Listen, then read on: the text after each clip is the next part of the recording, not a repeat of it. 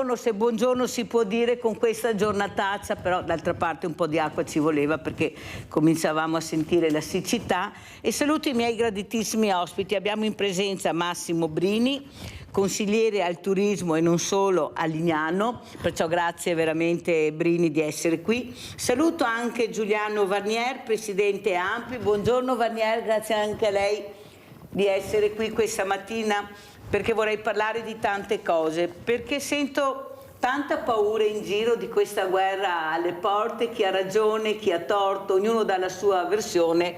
L'unica cosa che noi vediamo e sentiamo sono i morti, persone civili che non c'entrano niente, ma anche soldati. Purtroppo io vorrei capire dove questa mente umana, questi grandi della terra vogliono andare a parare. Qualcuno dice non è per i territori, ma è per la loro visibilità, il potere della visibilità. Sentiremo cosa ne pensano anche i miei ospiti. Allora partirei subito proprio con Giuliano Varnier. Ecco, cosa mi dice? Lei veramente pacato, sempre disponibile, ecco, dice le cose dal suo punto di vista, poi ognuno a casa fa le proprie riflessioni naturalmente. Come vede lei la situazione con questo momento trampiano, con Elon Musk, con Putin, con Zelensky e con la Meloni? Prego, Presidente. Non lo sento e non lo vedo. Presidente, riesce a collegarsi? Ma intanto io credo che siamo... Pronto?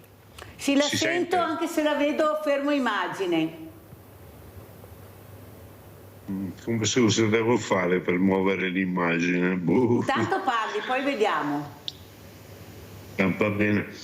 Allora, mi pare che siamo in una situazione estremamente grave. Ci sono praticamente oggi al mondo i responsabili degli stati che non hanno nessuna visione del che fare, pensano soltanto che con la guerra si possano con la guerra e con le armi si possano risolvere i problemi. E mi pare che mai abbiamo avuto, almeno negli ultimi 50 anni, delle classi dirigenti così scadenti, incapaci di rispondere alle esigenze della gente, delle persone. E quindi il che fare? Bisognerebbe riuscire a fare una politica diversa da quella che si fa, ad esempio rispetto alle guerre, rispetto alla situazione dell'Ucraina. L'Europa, anziché pensare alle armi, dovrebbe cominciare a pensare a come affrontare i problemi con una proposta di distensione, di dialogo che sia capace sostanzialmente di porre fine a questa tragedia. Ecco, credo che questo sia quello che oggi occorre. Non mi pare che l'Europa stia facendo questo. Abbiamo un'Europa estremamente divisa, incapace di fare delle proposte serie. Purtroppo la palla è in mano agli americani, a Trump, che sono quelli che hanno il potere e le armi, e l'Europa è del tutto incapace, avrebbe l'arma della politica ma non la sa usare.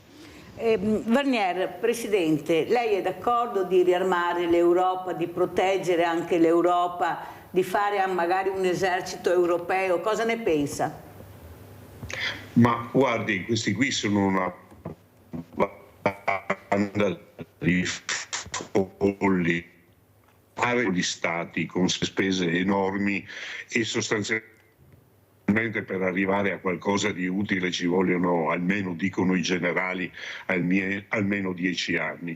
Il problema vero è che servirebbe rimettere insieme tutte le forze europee, fare un esercito che sia un esercito unico, con una direzione politica che oggi non c'è. Quello che si sta facendo è spendendo più soldi di quanto stiano spendendo i russi, sostanzialmente per arrivare a nulla. E questo mi pare che sia la proposta della von der Leyen, che è una proposta criticata da molti e che certamente non riuscirà ad affrontare i problemi che abbiamo di fronte. Un conto è riorganizzare le forze che abbiamo e mettere praticamente le forze che abbiamo sotto un comando unico. Un conto è spendere 800 miliardi per una follia, insomma, quando ci sono case e tutto il resto che non funziona, siamo senza lavoro, senza nulla praticamente. Allora, sentiamo anche Massimo Brini. Adesso si aprirà questa stagione estiva, ormai siamo alle porte, ecco, questi russi che mancano, questi ucraini che mancano. Come vede lei, Brini, questo momento un po' particolare, un po' difficile? A Jesolo si stanno riconvertendo gli alberghi in appartamenti, c'è qualcosa che sta cambiando? Prego, Brini. Ma noi non sentiamo molto l'assenza dei russi e degli ucraini, perché la clientela di Lignano Sabbiadoro è maggiormente austriaca, tedesca, vengono dalla Cecoslovacchia, Ungheria, si è aperto anche il mercato della Romania e poi abbiamo un bel mercato italiano, quindi noi non sentiremo molto questa mancanza. Se posso dare un consiglio a Jesolo: e non convertite gli alberghi in appartamenti, perché poi diventerà una città dormitorio. È un errore che era stato fatto a Lignano e negli anni fra il 1970 e il 1980, e ne stiamo ancora pagando le conseguenze, per cui tenete gli alberghi, tenete duro e vedrete che poi il turismo tornerà ad essere quello di una volta. Cos'è che la preoccupa di più, Brini, in questo momento dove veramente 6 milioni di italiani poveri fanno pensare, fanno riflettere? Prego. Sono d'accordo con quello che ha detto il dottor Vanier, che i soldi vanno utilizzati meglio, non per l'acquisto delle armi, anche perché, parlando della guerra, quando si va in guerra vuol dire che abbiamo sbagliato qualcosa, entrambe le parti hanno sbagliato qualcosa, e se mi permetti io vorrei dire che la Russia aveva dato segnali di insofferenza ancora quando il presidente era l'Oksana, che ogni tanto chiudeva i gasdotti del gas russo che doveva venire in Europa, e gli avvertimenti li aveva avuti diverse volte sia lei che poi anche Zelensky. Continuando con quella politica del taglieggiare, poi si arriva a degli scontri che comunque una guerra porta sempre morti sia da una parte che dall'altra, e quindi io credo che entrambi gli schieramenti poi si trovino davanti a una sconfitta, non tanto dei loro capi, ma del loro popolo, perché alla fine è sempre il popolo che va in guerra e chi la decide invece se ne sta tranquillo al di là delle trincee. Allora sentiamo anche Vladimiro da Rovigo. Ciao Vladimiro, sei il numero 1 questa mattina, vai! Sì, ma solo questa mattina per l'argomento, perché sennò rispetto sempre i gondolieri che c'è, ma no, scherzo, dai. No, ecco, mi volevo diciamo, contestare del passaggio, ma dire due cose veloci. Cioè, la prima è che è chiaro che adesso che c'è a livello mondiale una politica di ricerca di quel che viene definito zona area di influenza, no? Ma non è una novità. Cioè, da dopo la seconda guerra mondiale, per esempio, l'America ha fatto più di una guerra più o meno diretta contro la Cina. In Corea si è combattuto direttamente americani e cinesi, in Vietnam era la Cina con la Russia che armava i vietnamiti, ma anche come dire, in Afghanistan la guerra degli americani sta contro la Russia ma anche contro la Cina. E un'altra, seppur piccola, ma in Serbia la NATO ha colpito uno Stato, un governo che era filo russo, no? Cioè non è una novità. La novità di oggi è che mentre nella storia passata America e Europa è sempre sta assieme, con l'arrivo di Trump e del nuovo governo in America che c'è una rottura clamorosa tra l'America e l'Europa, e questa è la novità. Cioè con Trump l'America cerca la sua zona di influenza a prescindere e eventualmente anche a danno dell'Europa.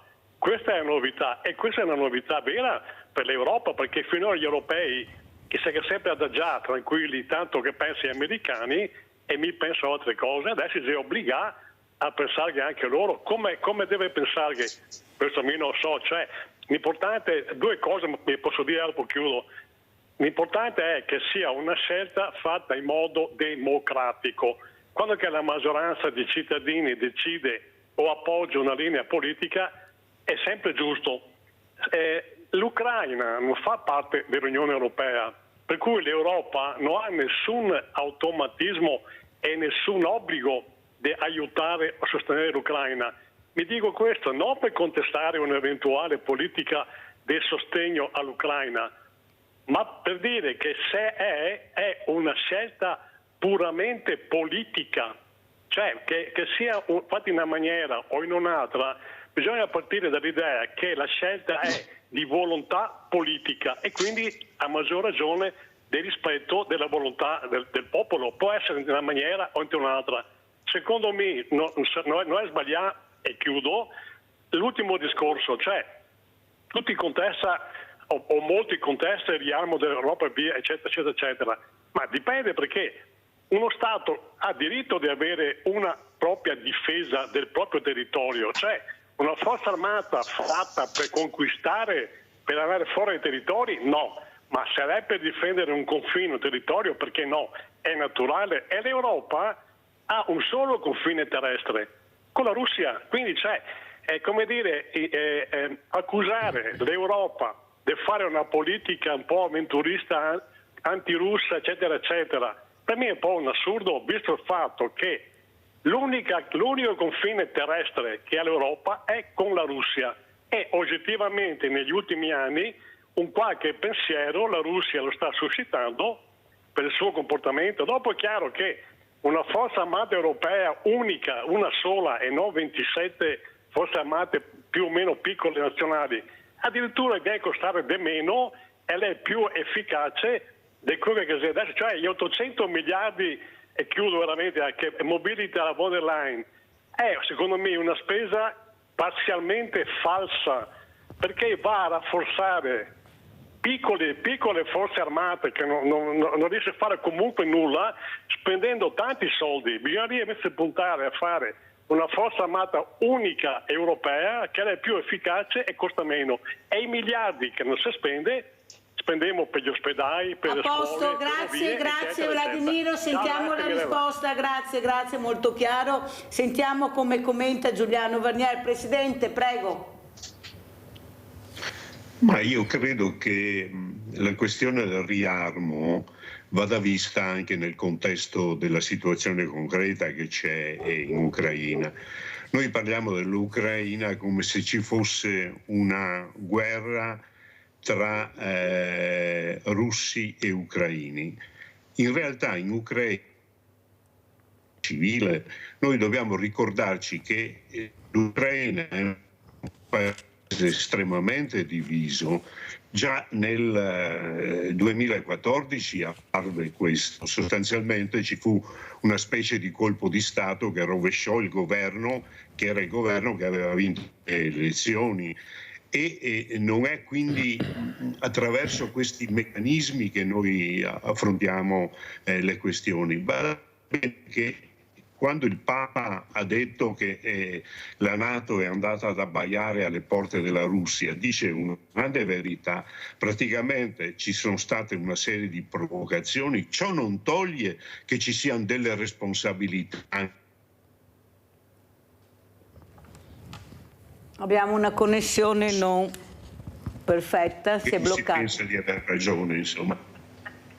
Molto chiaro, Presidente. Quello che però traspare è che noi siamo nelle mani di Dio per chi crede in Dio, e nelle mani della Madonna per chi crede nella Madonna, e nelle mani dello Spirito Santo, perché il potere fa paura. Io sono molto preoccupata quando sento Liliana Segre che è terrorizzata di Trump, ma anche l'esule che ho avuto nel giorno del ricordo, il dottor, veramente anche lui è terrorizzato di questa figura, ed essere terrorizzati e sentire questo terrore nelle persone che hanno vissuto cos'è la crudeltà umana, cosa vuol dire sopportare delle torture incredibili, infinite. E sono d'accordo tutte e due, sia Liliana Segre che questo signor Patelli, dottor Patelli. Io ero un bambino, ero felice, giocavo tranquillamente, avevo tutto, ero di una famiglia borghese, con Norma Cossetto andavo a giocare, ci vedevamo, era una bambina, una ragazza stupenda che ci faceva divertire. E poi vediamo Binario 21. Eppure, Presidente, c'è qualcosa che non torna. A casa ci domandiamo chi ha torto, chi ha ragione, ma è proprio vero questo giorno del ricordo? Per tanti anni non si è voluto parlarne, ricordare, perché a qualcuno dava fastidio. Lei come la vede? Lei è una persona che ha sempre il coraggio di dire quello che pensa, la verità. Io ho parlato con un figlio di un esule, il professor Zappador, quale il figlio mi ha detto: sai Mirella, mio papà è venuto in possesso dei suoi beni a 59 anni, a 60 anni, prima non si poteva neppure parlare. Ecco, come vede la situazione il giorno della memoria e il giorno del ricordo, Presidente Barnier? Ma sono due fatti tragici, ma sono anche fatti diversi. Praticamente il giorno della memoria ricorda una tragedia che è stata quella dello sterminio non solo degli ebrei, ma anche di tutti gli oppositori politici, gli omosessuali, gli zingari. Ci sono stati nei campi di concentramento 6 milioni di morti, questo dobbiamo ricordarci. Credo che mai nessuno al mondo abbia scientificamente programmato la distruzione delle persone umane come hanno fatto i tedeschi. E badate bene, prima parlavamo degli 800 miliardi della von der Leyen, ma i tedeschi hanno rilanciato altri 500 in più, ne vorrebbero, e sappiamo che quando i tedeschi si armano è sempre un pericolo. Quindi il giorno della memoria deve essere una cosa considerata come la più grande tragedia che ci sia mai stata. E certamente c'è stata anche una tragedia per quanto riguarda il confine orientale, dove sono certamente stati massacri, eccidi, ma ricordiamo anche i massacri e gli eccidi che hanno fatto i fascisti in Jugoslavia, praticamente a scatenare quella situazione che poi ha portato a vendette inaccettabili. Sono stati i nazisti e i fascisti. Pensate, in Jugoslavia c'è stato 1 milione di morti, mica uno scherzo, provocati dall'invasione prima dei fascisti e poi dei nazisti. Quindi sono due cose diverse, ma noi dobbiamo ragionare su un fatto. Ci sono dei versi di Bertolt Brecht che dicono che alla fine di ogni guerra dalla parte dei vincitori e da parte dei vinti i poveri sono sempre quelli che pagano e che praticamente subiscono le tragedie maggiori. Questa è la realtà di tutte le guerre. Bisogna riuscire ad avere delle classi dirigenti capaci di fermare le guerre e le tragedie che comportano. È bene investire in alberghi, come diceva il Signore, investire in case popolari, fare una politica completamente diversa da quello che stanno facendo i governanti di tutto il mondo, che vanno criticati tutti quanti. Ricordiamoci, e finisco, che quando ci fu il dramma del 1962 con i missili russi a Cuba, Khrushchev e Kennedy riuscirono a trovare una soluzione. I russi ritirarono i missili da Cuba e gli americani un mese dopo ritirarono i missili dalla Turchia. È ora di finirla, di puntare le armi un contro l'altro. Occorre trovare strade diverse, strade che parlino di pace, di distensione e di costruzione di un mondo di benessere. Ecco, questo mi pare sia la questione fondamentale. Però, Presidente Barnier, la guerra è guerra, è giusto, però c'è modo e modo anche di far prigionieri, di invadere.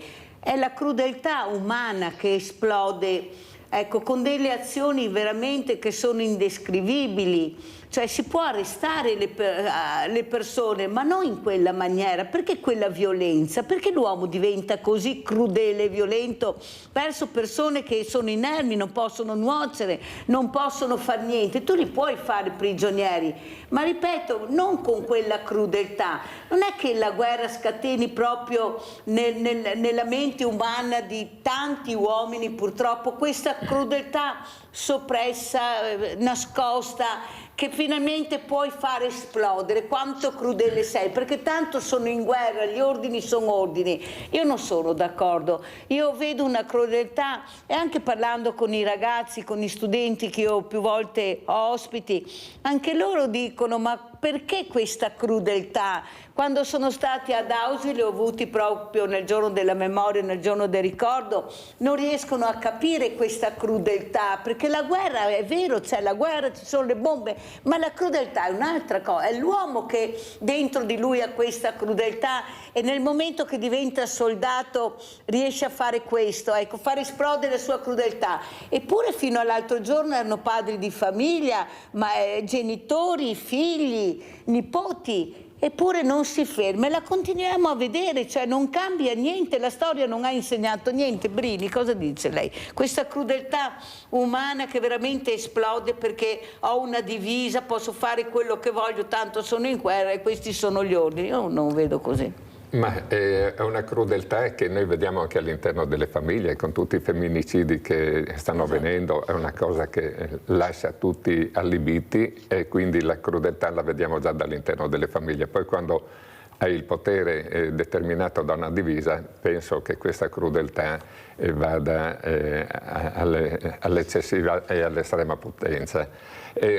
Però è una questione anche di educazione. Noi vediamo le baby gang che in questo momento imperversano nelle città, e anche lì vediamo atti di crudeltà nei confronti delle persone, degli anziani, molto, molto violenti, e quindi abbiamo anche una guerra interna al di là di quella esterna. Però sull'argomento di prima vorrei aggiungere qualcosa. Secondo me l'Unione Europea è un organismo non ancora ben formato, perché se veramente siamo Unione Europea, proviamo a fare un passo verso la Russia e dirgli: entri anche tu nell'Unione Europea e entrano anche le altre nazioni, e cerchiamo di vivere tutti in pace, e veramente abbiamo i confini dell'Europa senza bisogno di puntare missili da una parte e dall'altra, e possiamo investire quei soldi, quegli 800 miliardi in altre cose, perché i confini sono salvaguardati in una maniera differente. E quindi fare un bel patto di non aggressione fra i paesi che fanno parte dell'Unione Europea probabilmente ci metterebbe in salvaguardia tutti quanti. Allora, visto che parliamo anche di pace, andiamo a vedere questo presepio di Sabbia a Lignano, bellissimo, a Lignano Sabbia d'Oro, perché a Natale si diventa tutti un po' buoni, ci sono le tregue del Natale, poi passato il Natale tutti ridiventano, o quasi tutti quelli che dovrebbero essere un po' più buoni e riflettere, diventano cattivi un'altra volta. Andiamo a vedere questo bellissimo presepio di Sabbia a Lignano Sabbia d'Oro.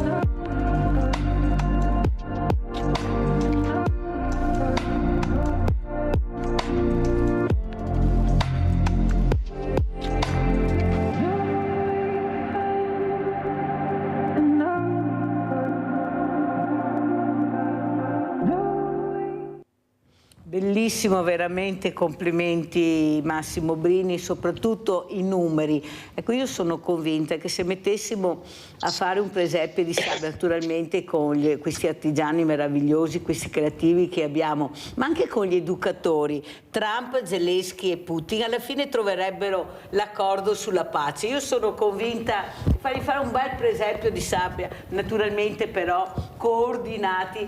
Vanier sorride, sono convinta di questo, tutti e tre assieme, ma con gli educatori però, non da sole, e con gli artisti, perché io penso che la cultura, l'arte, ecco, la bellezza che tu riesci a creare ti faccia riflettere. Che numeri ha avuto questo presepio di sabbia e quante persone sono riuscite a fare questa meraviglia? Avete visto che creatività, che bravura. Prego Brini. Allora lavorano complessivamente per farlo 5 artisti che fanno le sculture, poi altre 4 persone che impacchettano la sabbia con la rana, la rendono veramente dura, perché un pregio che noi abbiamo, credo sia l'unico presepe di sabbia, che la sabbia che viene utilizzata viene poi rispalmata sulla spiaggia, perché non usiamo collanti, abbiamo una sabbia particolarmente fina e che si presta a questo tipo di opera. Non per caso collanti. Si chiama Sabbia d'Oro, Esatto. Lignano Sabbia d'Oro. E l'associazione Domeaghe Savalon d'Aur vuol dire solo acqua e sabbia d'oro, nient'altro.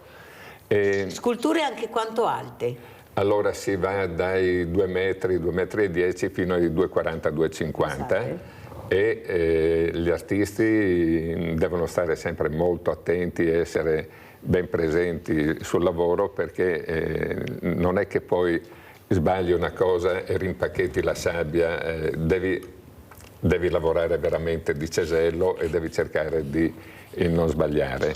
Sono bravi, lavorano con tutta una serie di strumenti di precisione, direi, ma ogni anno aumenta anche il livello della bellezza delle statue che vengono fatte. Quest'anno abbiamo avuto oltre gli 80.000 visitatori per il presepe di sabbia, tenendo presente però che il contapersone, se escono 2 contemporaneamente o se sono bassi al di sotto di 1 metro, non ti conta le persone, quindi 80.000 sono per difetto, ma comunque nel complessivo fra il 7 dicembre, giorno dell'apertura, e il 7 di gennaio, giorno della chiusura, delle grandi manifestazioni, perché il presepe di sabbia è rimasto aperto fino al 2 di febbraio, abbiamo avuto oltre le 650.000 presenze.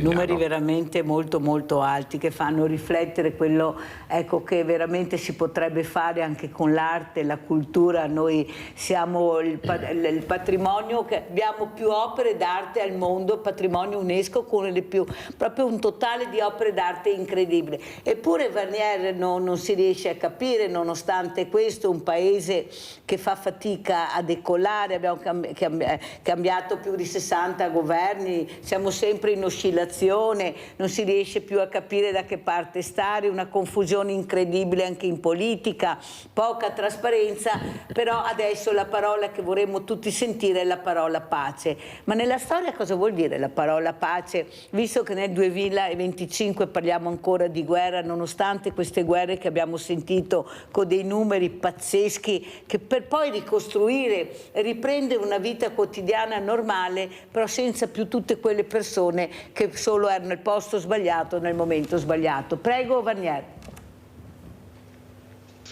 Ma certamente è meglio far presepi piuttosto che spendere in armi. Credo che quello che hanno fatto a Lignano sia una cosa molto, molto bella, ma io ne approfitto anche in questo momento difficile per lui per mandare un augurio a Papa Francesco, che credo che sia l'uomo di pace più importante che oggi abbiamo al mondo. Noi lo facciamo quasi tutte le mattine, ha fatto bene a farlo anche lei questa mattina, prego. No, io credo che ci sia una irresponsabilità da parte di molti politici degli stati nell'affrontare i problemi, ma pensi prima è venuta fuori questa questione della diseducazione, dei femminicidi, delle baby gun, ma se invece di spendere in soldati noi si spendesse in educatori, in gente che affronta le questioni dei disagi che ci sono oggi tra i giovani, nelle famiglie, pensi come potremo meglio affrontare le questioni che stanno di fronte a noi, le guerre che sono qualcosa di terribile, perché noi ci siamo soffermati questa mattina sulla guerra in Ucraina, ma pensi a cosa sta succedendo in Palestina. Si parla, c'è stato prima l'orribile massacro di Hamas, ma poi ci sono stati circa 50-60 mila morti da parte dei palestinesi, si parla di 20.000 bambini ammazzati in quella guerra, e le guerre oggi dimenticate sono più di 50 in giro per il mondo. Noi ce ne dimentichiamo perché sono lontane, non ci toccano direttamente, e poi sono guerre magari dove non ci sono grandi interessi dell'Occidente e delle grandi potenze, ma pensi a cosa si sta distruggendo oggi nel mondo per fare la guerra, mentre potrebbe essere affrontata la questione con le risorse necessarie al posto della guerra per affrontare i problemi del terzo mondo. Pensi a quanti migranti in meno che noi oggi avremmo, e quindi a quanti meno problemi se noi invece di derubare l'Africa avessimo investito e affrontato i problemi in modo che la gente possa rimanere a casa loro. Ecco, purtroppo queste sono le cose che oggi abbiamo di fronte, e non abbiamo governanti in grado di dare delle risposte che siano delle risposte positive. Però, Presidente Barnier, se Trump lascia l'Europa, ecco, sembra che anche queste basi NATO che abbiamo le voglia, almeno sembra così, togliere. Noi abbiamo sempre, la storia insegna, lo dice lei, quante guerre ci sono nel mondo, e qualcuno dice: se ci arriva uno che perde il lume della ragione e ci invade, noi non siamo armati, cosa facciamo? Perché armarsi vuol dire mettere in sicurezza il paese, non solo bombe. E cosa facciamo? Perché di questi soggetti ne vediamo in giro per il mondo, per l'avidità, per visibilità, per potere, però ci sono, e se ti arrivano e tu non sei armato, cosa fai? Prego, Presidente. Ma guardi che noi siamo armati più che a sufficienza. L'Italia spende il 20-30% in più della Russia in armamenti, solo che li spendiamo male. Il problema non è di aumentare le spese militari, semmai di razionalizzarle. E poi il problema è che non è poi vero che insomma tutti abbiano questa voglia di invadere. Pensi, la Russia è 3 anni che è in guerra lì in Ucraina, e sì e no ne ha preso un quarto, un quinto, non so quanto, no? Ma insomma questa idea che l'Europa sarà invasa dalla Russia, ma la Russia non ha nemmeno né le forze militari né le forze umane per fare questo. Non dico mica che vanno buttate via le armi, noi ne abbiamo, usiamole meglio, spendiamo meglio i soldi che già spendiamo, e vediamo di affrontare le questioni anche con il dialogo. Insomma, io credo che certo le spinte di potere degli stati spingono a volte alla guerra e così via, ma però insomma è anche vero che se si apre, vede, io non sono un pacifista che dicono bisogna alzare le mani.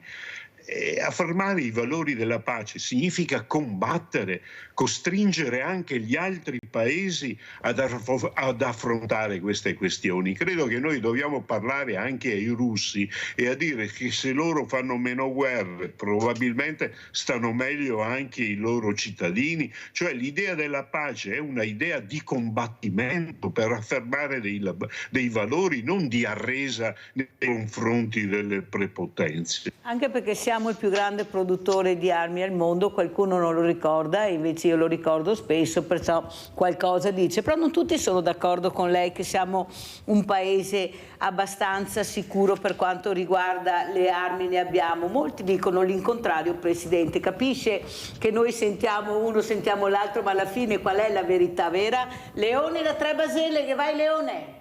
Ciao Mirella, grazie. Ciao. Allora, è tutto falso. In questa guerra che è stata fatta, è stata divulgata falsità. Cioè si è detto che la Russia ha invaso l'Ucraina senza alcun motivo, si è detto di tutto e di più. Non si è detto che questa guerra è stata orchestrata prima, fatto inviperire i russi e i russi poi si sono mossi, e quando il Vaticano diceva per il dialogo nessuno ha voluto dialogare. Questo non lo si vuole dire. Comunque adesso sta venendo fuori, mi sembra di capire, che tutta questa guerra è stata orchestrata per terre rare. Poi c'è l'altra guerra in Israele, quella di Gaza, e anche lì è stata un po' orchestrata anche questa, perciò la stampa non ci informa di questo, non siamo informati bene, ma anche questa guerra a Gaza è stata orchestrata. E mi viene il dubbio che sia stata orchestrata perché davanti a Gaza c'è un giacimento di gas enorme. Non è che anche questa è stata orchestrata per il gas? Ma è mai possibile che per un po' di gas si deve fare una tale distruzione? È mai possibile che per un po' di terre rare bisogna fare così tanti morti e così tanta distruzione? Non penso che ci voglia tanto. Tu mi conosci, Mirella, tanto che ti chiamo. Ho sempre detto che in un pianeta dove c'è più acqua che terra, ci sia 1 miliardo di persone che muore di fame e di sete, è perché questo pianeta è governato da incapaci, e più incapaci sono e più li votiamo. Ciao Mirella, grazie. Abbiamo sentito anche le riflessioni di Leone a Tre Baselleghe. Prima di rispondere dobbiamo andare assolutamente in pubblicità.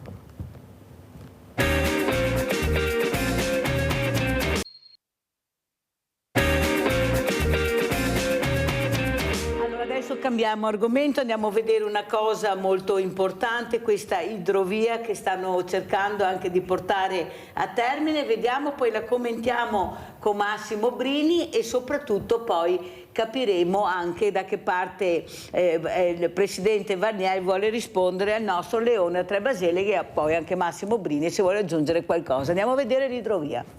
Sono interventi che non sempre sono visibili, non sempre sono facilmente apprezzabili, ma sono interventi che evitano catastrofi, evitano degli accadimenti naturali che talvolta poi mettono in crisi un intero territorio. Ha affidati i lavori di potenziamento e ampliamento dell'impianto idrovoro di Vallovato, proprio a 100 anni dalla sua costruzione. Il finanziamento complessivo si attesta intorno ai 5 milioni di euro, con 3,2 milioni provenienti dal Fondo della Protezione Civile e 1,7 milioni di euro dalla Direzione Ambientale. I lavori prevedono la realizzazione di una vasca interrata profonda 8,5 metri con dimensioni in pianta di 8x2, che sarà servita da 3 pompe. Verrà quindi allestita una cabina per il comando e l'alimentazione, affiancata da una paratoia destinata a collegare la nuova idrovora. L'impianto potrà inoltre ricevere la condotta proveniente dal centro di Pineta, consentendo il sollevamento diretto delle acque. Pur non aumentando il volume di acque scaricate, l'intercettazione precoce permetterà di alleviare eventuali problemi di allagamento. Questo sforzo importante che la Regione sta facendo in termini di sicurezza introduca culturalmente anche una visione complessiva. Ad ogni azione c'è una reazione, il fenomeno della natura non fa sconti. Abbiamo Maurizio da Conserve, vai Maurizio, poi commentiamo il filmato, vai. Ciao Mirella e buongiorno Ciao. ai tuoi ospiti.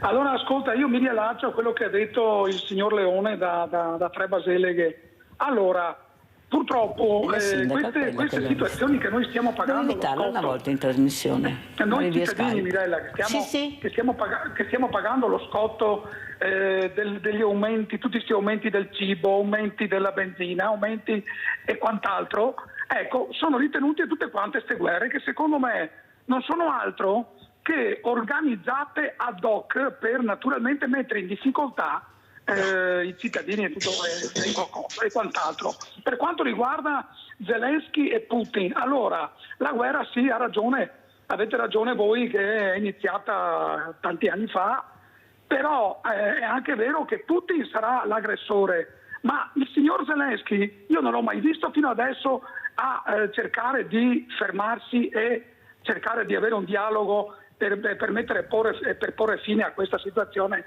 col suo vicino di casa.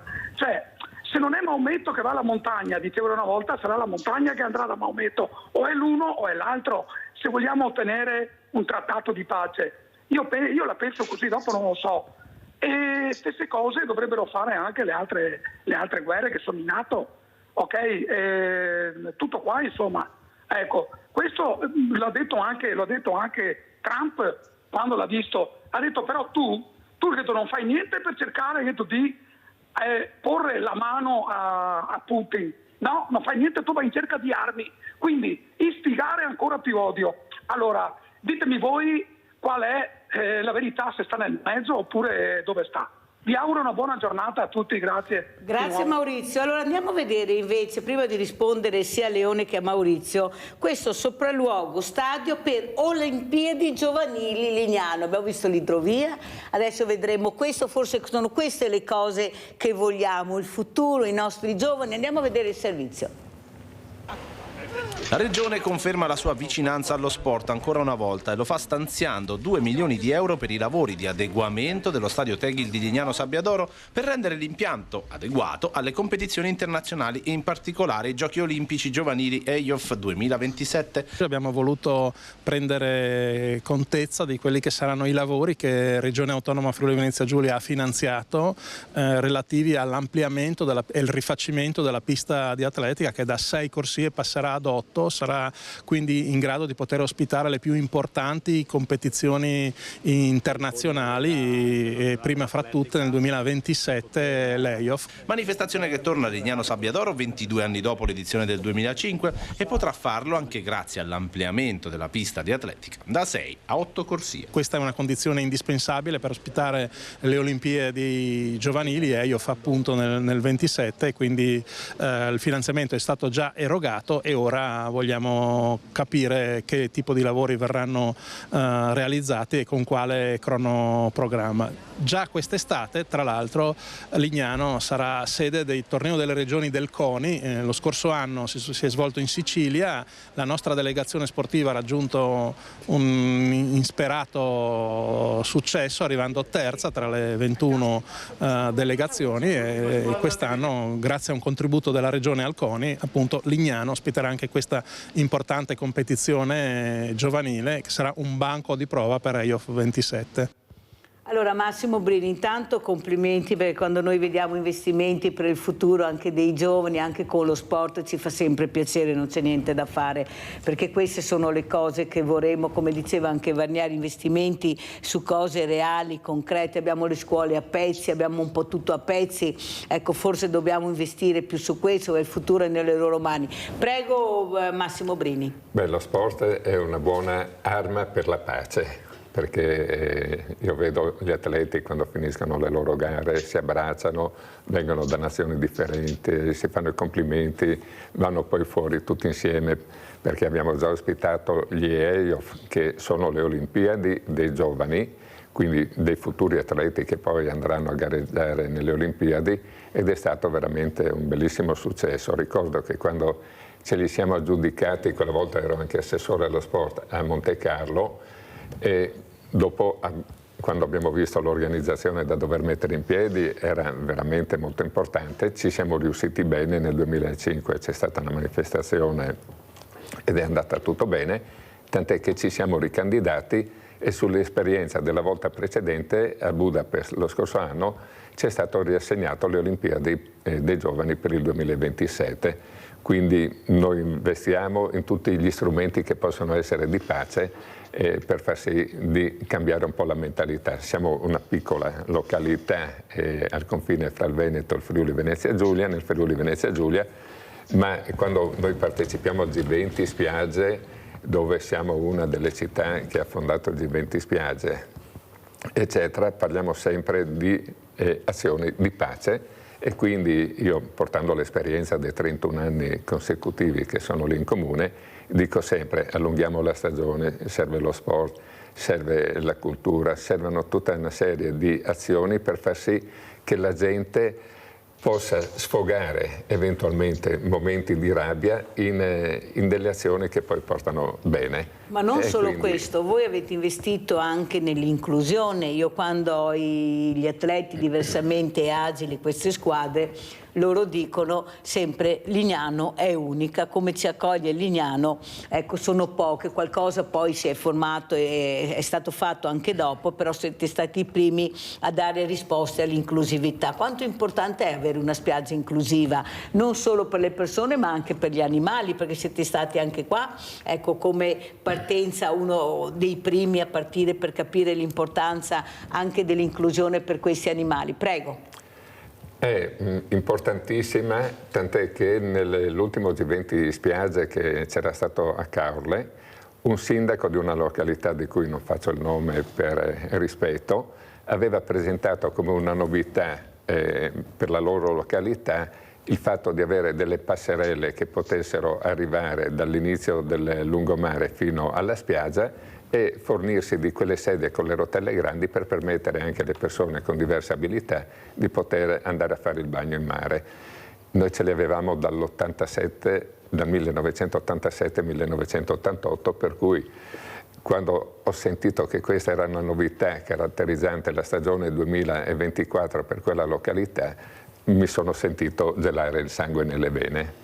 E poi a loro ho parlato di PEBA, che è il piano per l'eliminazione delle barriere architettoniche, che siamo stati la prima località turistica a adottarlo, e quindi abbiamo fatto un po' scuola anche su tutte le altre località. Per cui credo che noi a Lignano Sabbiadoro siamo abbastanza avanti, abbiamo una sensibilità che diciamo c'è derivata anche da una cultura dello sport, perché un campione olimpico proprio del Veneto, Scarpa, e ha la moglie che è stata campionessa olimpica, paraolimpica di tiro con l'arco, e in un ragionamento davanti a un aperitivo con lui ha detto: bisognerebbe fare così colà per poter, e le sue parole sono state come un campanello per noi molto importante. E quindi tutte le opere che abbiamo messo in cantiere le abbiamo messe che siano veramente utilizzabili da tutte le persone. E salutiamo lui e anche la moglie, che abbiamo avuto anche ospiti, Scarpa e la moglie, due persone eccezionali veramente. E ogni volta che io sento parlare di queste cose di Lignano Sabbiadoro mi vengono sempre in mente loro, e li ringrazierò vita natural durante. Perché sono competenti, avete ascoltato delle persone competenti. Sì. Forse anche al governo dovrebbero ascoltare e mettere persone competenti, dico io, farebbero meno danni invece di far bene. Prego, Brini. Vorrei aggiungere solamente che anche i parchi che noi facciamo, il parco giochi per i bambini, li facciamo che siano adatti a tutti i bambini con tutte le abilità. Molto importante. Quindi... Claudio da Marano Vicentino, poi continuiamo. Vai Claudio. Sì, buongiorno a tutti. Buongiorno. Io mi chiedo come mai non si vuole andare a fondo, no? Perché nel 2010 Yanukovych era stato rieletto. L'Unione Europea, per accaparrarsi le benevolenze di Yanukovych, che era il presidente dell'Ucraina, aveva offerto un'unione commerciale da 3 miliardi. Putin ha rilanciato con un'unione doganale da 10 miliardi e più aveva abbassato il prezzo del gas per gli ucraini. Poi cosa è successo? La rivolta nel 2014, Yanukovych aveva messo tutto in pausa e c'è stata la rivolta di Piazza Maidan con i manifestanti. Questi manifestanti io avevo letto che erano stati sovvenzionati anche, erano stati armati e sovvenzionati, e c'erano i sindacati praticamente che volevano metterli in pausa, metterli in pace, perché erano di destra praticamente, questi gruppi di destra.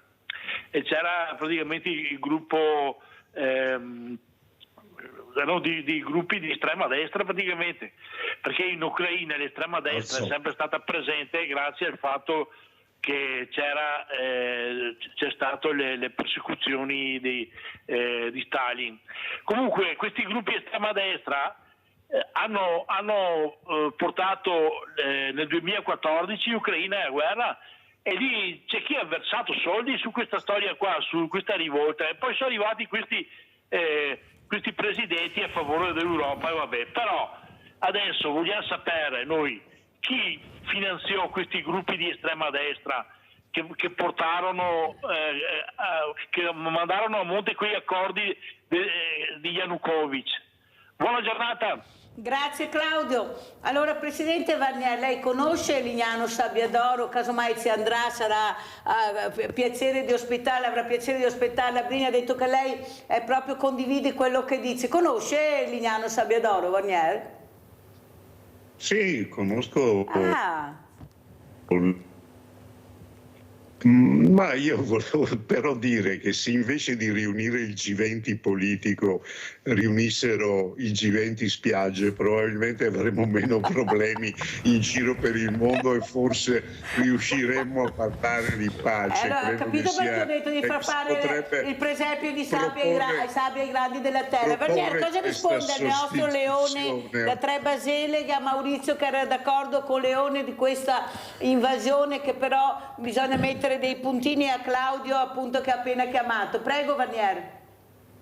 Guardi, è vero, nel 2014 c'è stato un colpo di Stato finanziato dagli americani, c'era presente la famosa Victoria Nuland americana, no? Che praticamente rovesciò il governo legittimo che aveva vinto le elezioni, e da lì è iniziato un conflitto che ha mandato dei gruppi, prima faceva riferimento il signore a dei gruppi di destra nazisti, i gruppi Azov, che sono andati in Donbass e hanno cominciato praticamente a sparare contro le persone. Ci sono stati 17.000 morti. Ecco, quando io prima dicevo che in Ucraina è in corso una guerra civile, perché noi pensiamo che siano tutti da una parte, invece sono anche dall'altra parte. Non per caso quelli nel 12 avevano vinto le elezioni, i cosiddetti russofoni, no?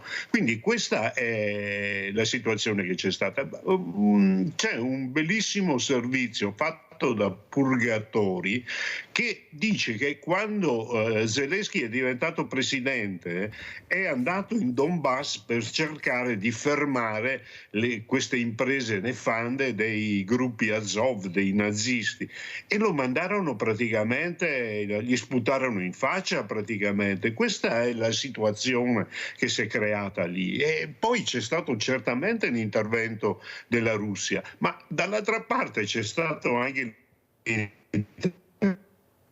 che aveva già armato già dal 14 l'Ucraina, e quindi è uno scontro tra due blocchi. E cosa sta facendo Trump? Ma Trump è un personaggio estremamente pericoloso, però io credo che occorra leggere una strategia dietro le parole roboanti di Trump. Trump dietro poi non c'ha solo Musk, c'ha anche gli apparati degli Stati Uniti. Gli Stati Uniti d'America oggi non sono più quella potenza di un tempo, e oggi devono fare i conti con un'altra grande superpotenza che è la Cina, che è una potenza economica e anche militare, e quindi stanno tentando anche di sganciarsi dall'Europa, perché stanno tentando praticamente di rimettere insieme quel mondo che si è sbriciolato, il mondo multipolare, per vedere se riescono e con la Russia e con la Cina di trovare praticamente una combinazione. L'Europa non ha giocato una propria partita in questo contesto, no? È stata sostanzialmente incapace. Aveva iniziato bene, se ricordate, in Donbass ci furono poi gli accordi di Minsk e andò proprio Macron a parlare con Zelensky e fecero una conferenza stampa insieme dove sostanzialmente dissero che occorreva arrivare a una soluzione di tipo pacifico, praticamente prevedevano recupero di territori da parte dei russi, prevedevano solo l'autonomia per quanto riguarda il Donbass. Ebbene, 2 giorni dopo, 3 giorni dopo arrivò Johnson, il leader allora inglese, e fece saltare tutto. Questa è la realtà. Non è solo una responsabilità dei russi, che certamente hanno responsabilità, ma c'è anche una responsabilità dell'Occidente che ha creato questa situazione. Allora andiamo a sentire anche cosa ne pensano sia i trevigiani che i vicentini su questo incontro, appunto, Trump-Zelensky. Andiamo a sentire prima Treviso, poi andiamo a Vicenza. Cosa ne pensate di quello che è successo tra Trump e Zelensky? Se vi preoccupa? Beh, un pochino ci preoccupa sicuramente, anche perché questo presidente americano sta cambiando proprio lui le carte in tavola, secondo il nostro parere. E poi il futuro è un po' buio, incerto. Secondo lei è lontana adesso la pace in Ucraina? Ho paura di sì perché non si è comportato bene Trump. L'Ucraina è stata invasa e quindi non ha senso questo, insomma, ammettere di essere dalla parte del torto proprio no. È stato un po' scandaloso come Trump ha risposto a Zelensky, quasi mettendosi contro, in realtà cambiando del tutto la sua posizione, quindi sì, effettivamente è scandaloso come cambi da un giorno all'altro. Ecco. La pace è lontana? Direi di sì. Secondo me stiamo rischiando molto. Anche perché siamo proprio vicini e di conseguenza con Zelensky che non vuole mollare la vedo dura.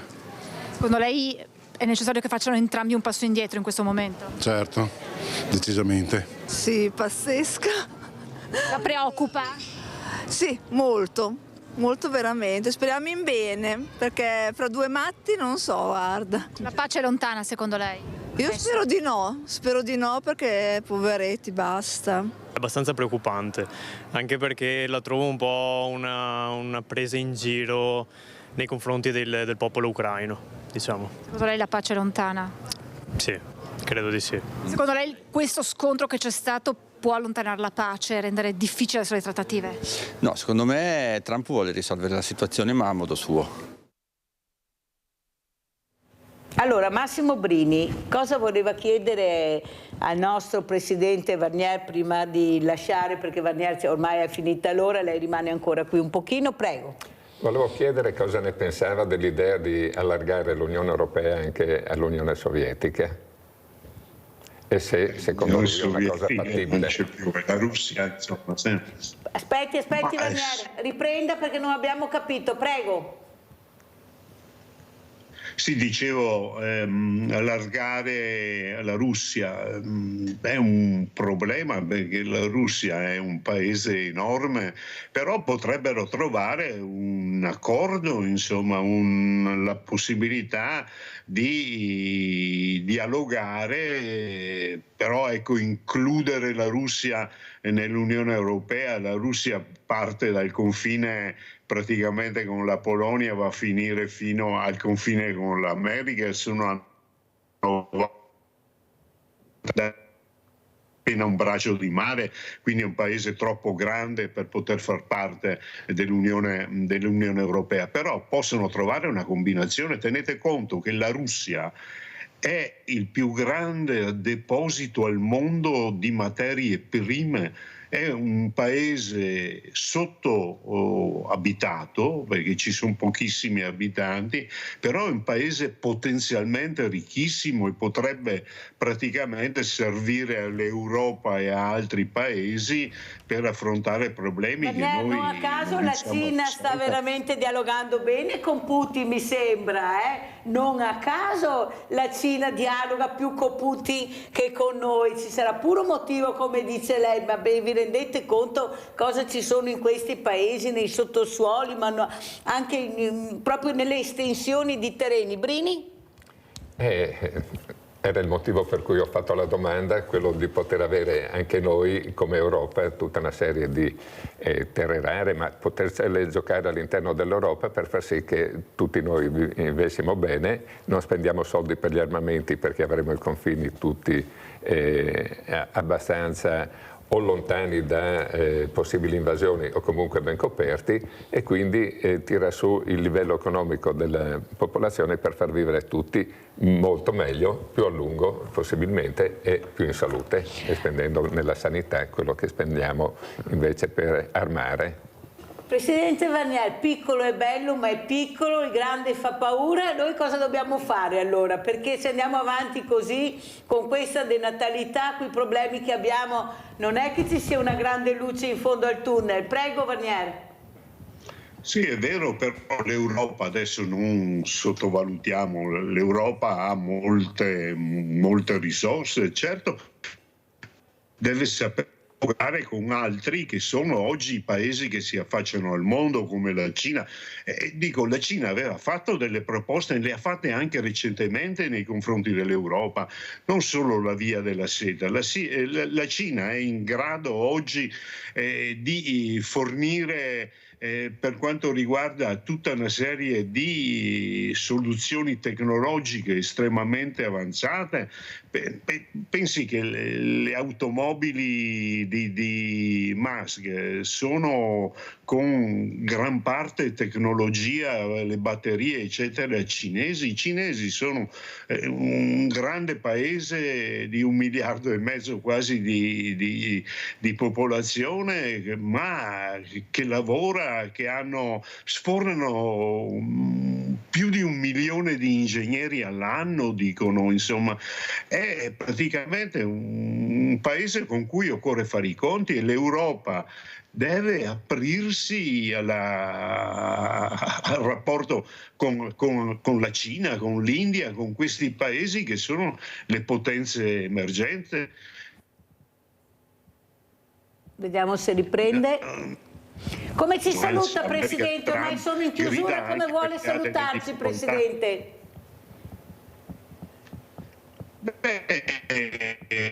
Sperando che ci sia la possibilità di fare un discorso con un processo di pace, di distensione già avviato, ecco.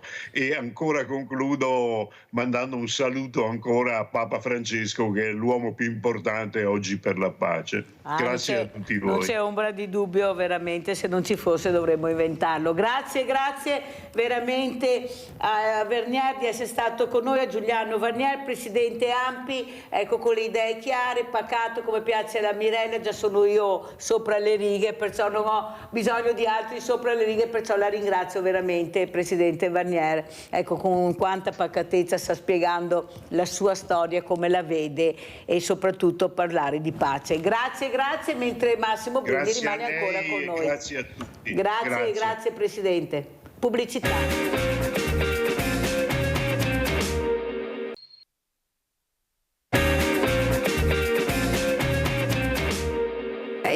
Le direi grazie per quello che hai fatto, spero che un giorno, se hai una coscienza, ti rimorda tanto. La truffa, reato ancor più odioso se le vittime sono 2 giovani non vedenti con una passione in comune, il canto. Dal virtuale al reale arriva e domina. Dovevano esibirsi a Sanremo durante uno degli eventi collaterali, ma sono stati raggirati da una malvivente senza scrupoli che, dopo essersi fatta pagare 1.300 euro per l'affitto di un appartamento per 4 persone, loro e 2 amici accompagnatori, è sparita con i soldi della casa, che sarebbe dovuta essere in centro a Sanremo con tutti i servizi vicini. Ovviamente nessuna traccia.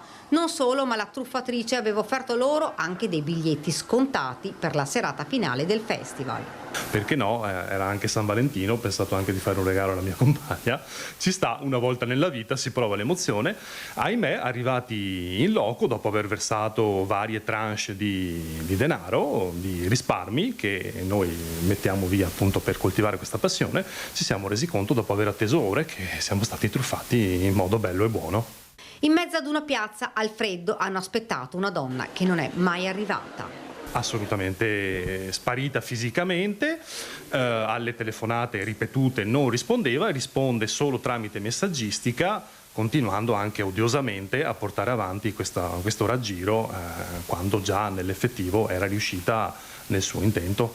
Immediata la denuncia ai carabinieri, difficile, gli hanno detto, rintracciare questi impostori. Purtroppo gli IBAN che lui ha controllato velocemente risultano appartenere a dei circuiti notoriamente utilizzati proprio dai truffatori, cosa che loro sanno benissimo, invece le persone come noi magari non possono facilmente intuire, e che praticamente non rivedremo i nostri soldi, assolutamente. L'appello di Sara è rivolto a tutti, soprattutto a chi, come loro, ha una disabilità. Cercare di farsi aiutare, di non voler fare tutto da soli, perché bisogna assolutamente essere indipendenti. Questa non è, in realtà non è neanche indipendenza, ma è proprio qualcosa di diverso, cioè bisogna farsi aiutare da qualcuno che forse, e dico forse, può evitare che succedano queste cose. E non a caso noi abbiamo invitato questa mattina Mauro Sforzin, ex luogotenente dei Carabinieri, ma che si occupa di truffe su internet per una sicurezza informatica. Grazie veramente di essere qui, Sforzin. Saluto anche l'avvocato Marco Cagliandro, docente al corso di perfezionamento. Grazie avvocato Cagliandro, anche a lei di essere qui a Sveglia Veneti, mentre Massimo Brini è rimasto con noi ancora un pochino perché dobbiamo parlare anche di qualcos'altro. Allora partirei proprio da lei, Sforzin. Ecco, cosa dice a queste due persone anche fragili in certa maniera? Hanno già detto loro, bisogna cercare di farsi aiutare, nel senso non è possibile oggigiorno nel campo dell'informatica, nel campo delle truffe in particolare, evitare di venire a contatto con queste persone che cercano le vittime ideali, che cercano le persone che hanno più bisogno, che approfittano di ogni debolezza che noi mostriamo.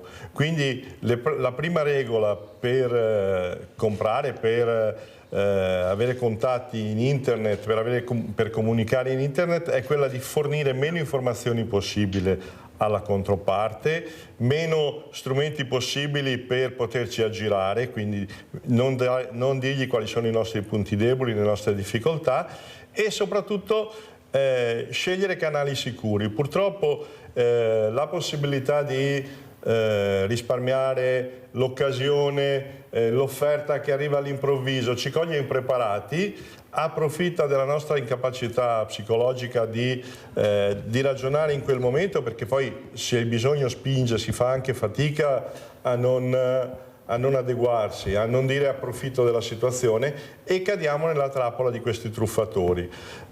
Quando facciamo qualcosa, come ha detto poco fa la vittima, Sara e il suo compagno, bisogna farsi aiutare, ma senza sentirsi incapaci. È semplicemente la scelta di seguire le indicazioni di chi se ne intende un po' di più, e fra chi se ne intende di più ci sono anche i siti che offrono queste cose, perché il discorso sta sempre nel rispettare le regole.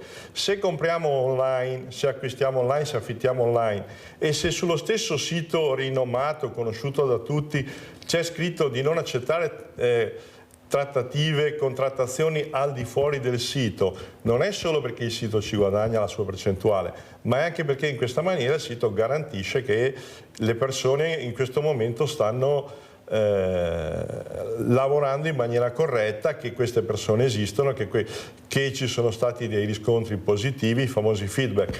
Inventarsi il feedback sul proprio sito personale è un attimo, basta cambiare il nome man mano che si mettono i commenti.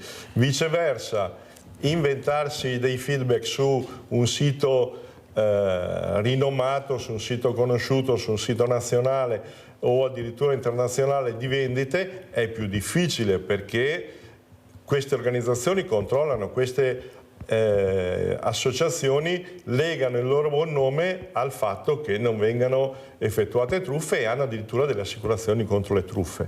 Quindi scegliamo dei siti di vendita, di affitto, di contatto, che siano rinomati, che siano conosciuti, e cerchiamo di seguire le regole che sono già scritte nella nostra introduzione. Evitiamo qualunque offerta, diffidiamo, come si diceva una volta, non accettiamo le caramelle dagli sconosciuti, continuiamo a non accettare offerte Bello, mi piace, non accettate caramelle sconosciuti, specialmente quando comprate in internet. Massimo Brini, questo appartamento allora come funziona? Perché anche voi penso fate molto uso di questo modo anche di acquistare in lontananza, di essere pagati in lontananza, come funziona? Beh, adesso è venuta fuori una nuova legge nazionale che impone per ogni appartamento per affittanze brevi il CIN, il codice identificativo nazionale, che va messo in tutti i momenti in cui tu promozioni l'appartamento, quindi sui siti, quelli riconosciuti, anche sugli altri siti dovresti metterlo sul tuo.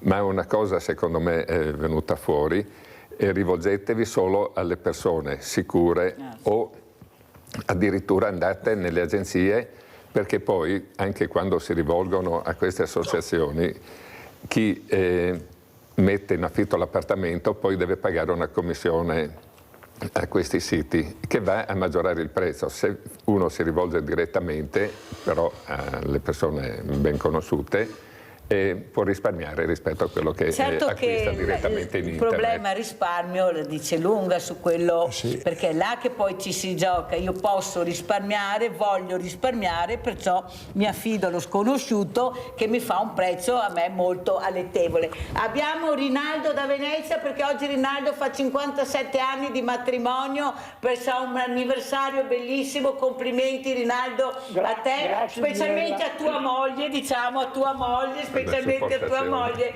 alla famiglia. Vai Rinaldo, auguri. Grazie Mirella intanto, grazie. Mi voglio dire, ho con me tanti anni, ma mi si mi domanda scheri, non mi dà scheri a nessuno. Non siamo più nell'era dei Pinocchio dato a volte. I soldi non si li dà nessuno, non si cade a vergognarsi, non credo niente, perché anche a me le volte mi parte che rispondo male e mi vede più. Ma non si che dà schei a nessuno. Uno che lavora, che si stacca la vita, che si guadagna, non ha da farsi infregare da sti delinquenti che dopo anche si inciampa non gli fa niente. E ora bisogna, i soldi non si li dà nessuno. Basta, ti va direttamente nelle agenzie. Ti vai in agenzia e ti dà e ti sei a posto. Ma non si può cercare di fare gli affari per telefono. Mi so da Rialto, te parlo di 70 anni fa, venivi a coetanei a Rialto a vendere l'oro e ora ti mostrava l'oro buono, va bene? È ovvio che aveva su una calza e sulla calza che era quello balordo, ma non si è mai caccato nessuno dalle nostre zone. Perché? Ma come poi? Le robe assurde voglio dire. Veniva qui con i vestiti che ti sai un fulminante, ti tappava fuori i tagli dei vestiti che si usava, ma non se ne dà i soldi a nessuno, capito?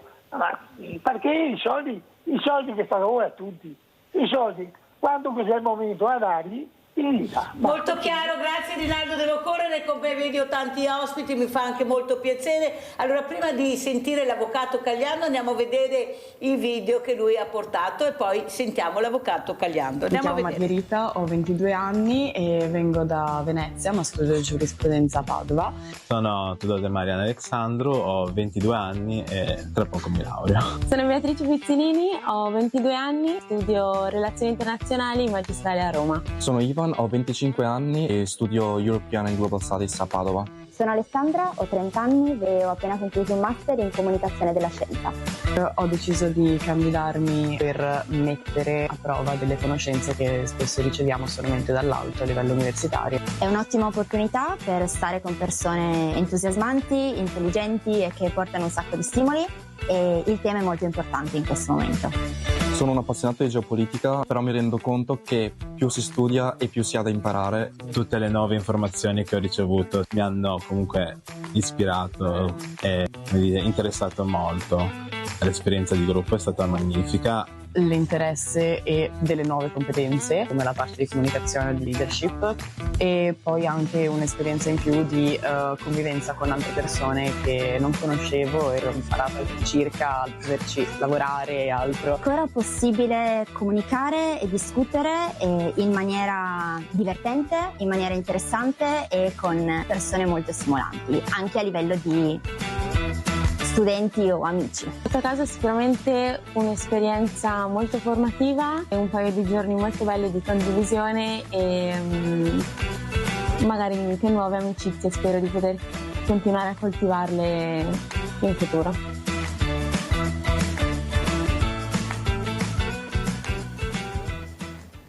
Allora, avvocato Marco Cagliandro, cosa ci racconta? Grazie per questo video, ma quanti bei giovani abbiamo noi? Dai, che queste baby gang, che baby e che gang, sono dei ragazzini che hanno perso l'uso del cervello per la droga, per l'alcol, per le famiglie che non si occupano di loro. Prego, avvocato Cagliandro, complimenti per il video. Intanto grazie per lo spazio che ci avete concesso, in questo caso il video è riferito a il RILA. Il RILA è Rotary Youth Leadership Awards, è un corso di formazione che il Rotary International del distretto 2060, che comprende le regioni Friuli, Trentino Alto Adige e Veneto, organizza gratuitamente per dei giovani che vengono selezionati dai Rotary Club dei vari, presenti nelle varie città, e che è su un tema direi rilevante, visto che ho sentito prima gli interventi, ne abbiamo anche parlato: geopolitica, relazioni internazionali e progresso, si chiama il corso.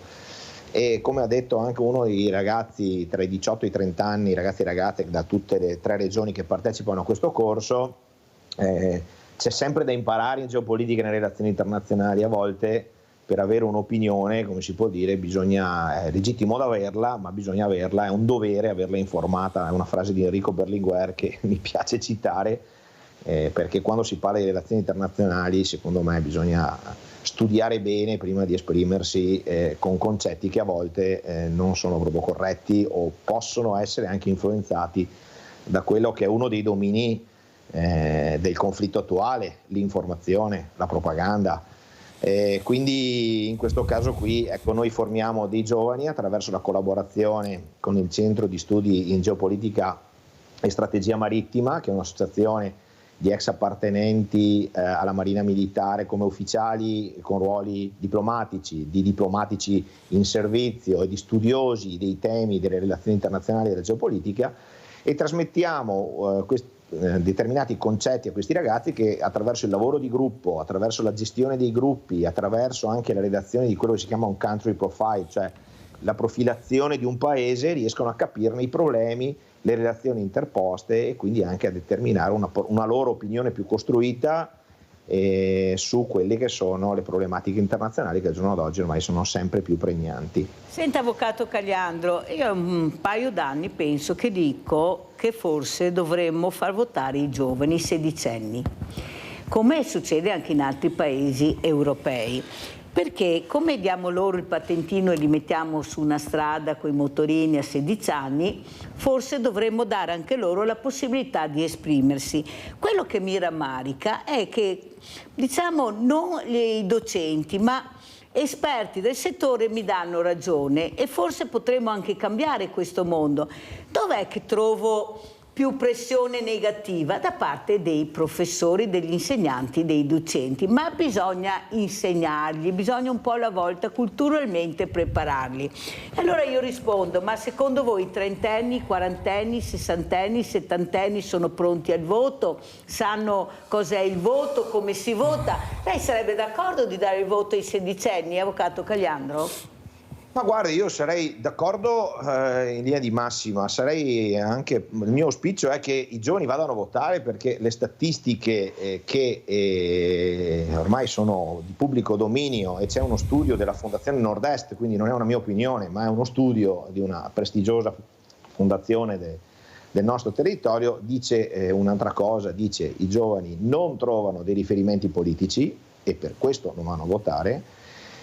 attenzione, non diamo sempre ai giovani questa patente di disinteressati a quello che è. Loro hanno un'altra mentalità, sono cresciuti dopo gli anni 2000, quelli che avete visto sono nati tra il 98 e il 2002, il 2003, il 2005 e sono molto più preparati di una certa categoria di popolazione votante. Avete sentito per esempio questi ragazzi che abbiamo intervistato, sono tutti laureati e alcuni hanno anche proprio corsi di laurea di un certo livello. Ora, portiamoli a votare, primo punto. Secondo punto, certo, io sono per la reintroduzione, ma lo si sta facendo, ma ancora in maniera molto blanda, dei concetti di base di educazione civica, ma non solo ai giovani. Guardi che io sento delle corbellerie giuridiche terribili in televisione, che opinioni espresse, per amor di Dio, non sono più opinioni. Quando uno dice che il governo eletto sta sbagliando, la Costituzione della Repubblica Italiana non è previsto che il governo venga eletto. Quindi un po' di educazione civica a 360 gradi andrebbe ripresa. Infatti l'educazione civica io la farei all'interno dell'associazionismo, avvocato Cagliano, visto che non abbiamo giovani nel mondo dell'associazionismo, abbiamo le associazioni, sono senza giovani, abbiamo quasi tutti diversamente giovani, a parte, e qua bisogna fare da parentesi, a parte il mondo degli animali, il mondo che riguarda il green. Là i giovani li troviamo perché si fidano, sanno che percorso fare. Forse dovremmo riflettere su questo, ma dovremmo anche riflettere sull'uso che questi ragazzi fanno con internet. Loro sono bravi, sono preparati, è il diversamente giovane che fa fatica anche ad operare il cellulare, questa è la verità, non c'è niente da fare, Mauro Sforzi, io li sento, li vedo. Forse però non è colpa loro, è che non li abbiamo abituati, dovevamo prepararli, come funziona in Australia. Come mai in Australia i diversamente giovani operano tutti gli strumenti di ultima generazione, i nostri no, o pochi? Prego. Non potevamo abituarli a conoscere una cosa che noi non conoscevamo, perché l'Italia tecnologicamente, informaticamente si è mossa molto più lentamente di altre realtà. L'Australia è una realtà come densità di popolazione tale per cui le persone erano costrette a scegliere altri mezzi di comunicazione che noi in Italia invece abbiamo adottato solo in un secondo tempo. La fibra ottica sta arrivando solamente oggi in determinate basta vedere le connessioni che faccio anch'io delle volte. E quindi noi non potevamo insegnare ai nostri figli come usare il telefonino nel momento in cui anche noi ci siamo trovati in difficoltà. Poi sicuramente la tecnologia continua ad andare avanti, va avanti con una velocità tale che si fa fatica a stargli dietro e quindi per noi diventa difficile dire al nostro figlio non usare quella cosa perché non sappiamo nemmeno che esiste, non usare quella tecnologia perché non sappiamo nemmeno che esiste. Dobbiamo insegnare ai nostri figli, parlando di educazione civica, il rispetto di alcune regole che esulano dallo strumento informatico. Come dicevo prima, non accettare le caramelle dagli sconosciuti, non serviva sapere che non devi accettare l'offerta su internet. Prima c'era il lupo cattivo che veniva a corrompere Cappuccetto Rosso e quindi oggi dobbiamo semplicemente trasferire questo concetto ai nostri figli, cercando di far capire che i mezzi cambiano ma le regole restano le stesse. Il rispetto delle regole è dappertutto, il rispetto delle regole è in internet, ci sono le regole. Quando uno si associa a un sito deve leggere quelle che sono le 23, 24, 50, 80 pagine di accordo che si sottoscrive semplicemente cliccando su mi iscrivo. Così scopre che sui social non esistono i canali privati, perché tutto quello che noi pubblichiamo va su un server e quindi è a portata di mano di chi poi riuscirà a craccare quel server, riuscirà a vedere quei dati, è a portata di mano dell'associazione che quelle informazioni le tratta e quindi è autorizzata a vendere. L'abbiamo autorizzata noi perché se andiamo a vedere veramente quello che c'è scritto su alcuni social, su alcuni gruppi, su alcune agenzie di vendita, di comunicazione, soprattutto sui social, c'è scritto che quello che viene pubblicato è proprietà di chi mette a disposizione il servizio. Quindi è inutile che poi ci lamentiamo perché la nostra foto è finita in Cina, perché le nostre informazioni sono finite altrove e sono state vendute, ma continuiamo a ricevere telefonate moleste. Le telefonate moleste le riceviamo perché il nostro numero è pubblico, perché andiamo al supermercato, e le tessere, ci chiedono la tessera e gli diamo il nostro numero. E poi ti danno una tazza esatto, dopo 2000 cosa vendono questi che ci hanno offerto le caramelle? Esatto. Così. Anna da Scorzai, vai Anna. Sì, buongiorno. Volevo fare una domanda che non ha niente a che fare con quello che state parlando. Prego. Siccome che siamo un pochettino delusi e tanto delusi dal mio medico di famiglia, perché mia figlia è cardiopatica, ipertesa, ha il diabete, no? Ha 68 anni.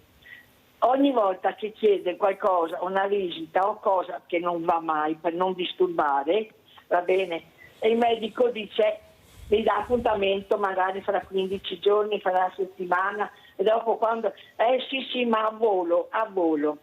Come fai tu a dire una cosa a volo? Adesso mia figlia ha la pressione, ha la tachicardia e ha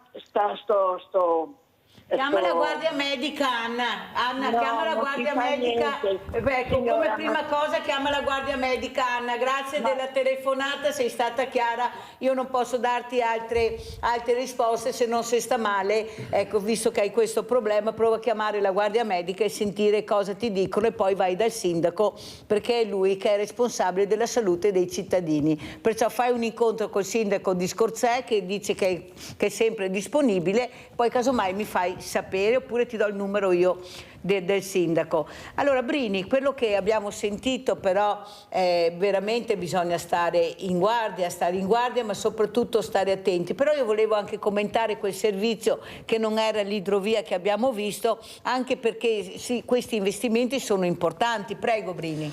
Sì, è un investimento importante, ma quello è una canalizzazione che viene fatta per collegare il Corso degli Alisei con l'impianto di smaltimento delle acque e in quanto a Pineta ogni tanto ci sono problemi di allagamento e con questo importante intervento che viene fatto con tecnologia moderna, per cui ci sono delle talpe che scavano e vanno sotto tutte le tubature, ma hanno tutta una serie di anche apparecchiature che se per caso incrociano altre tubazioni eccetera riescono ad abbassare le tubature, a cambiare le pendenze così per evitare allagamenti nella zona di Pineta Riviera.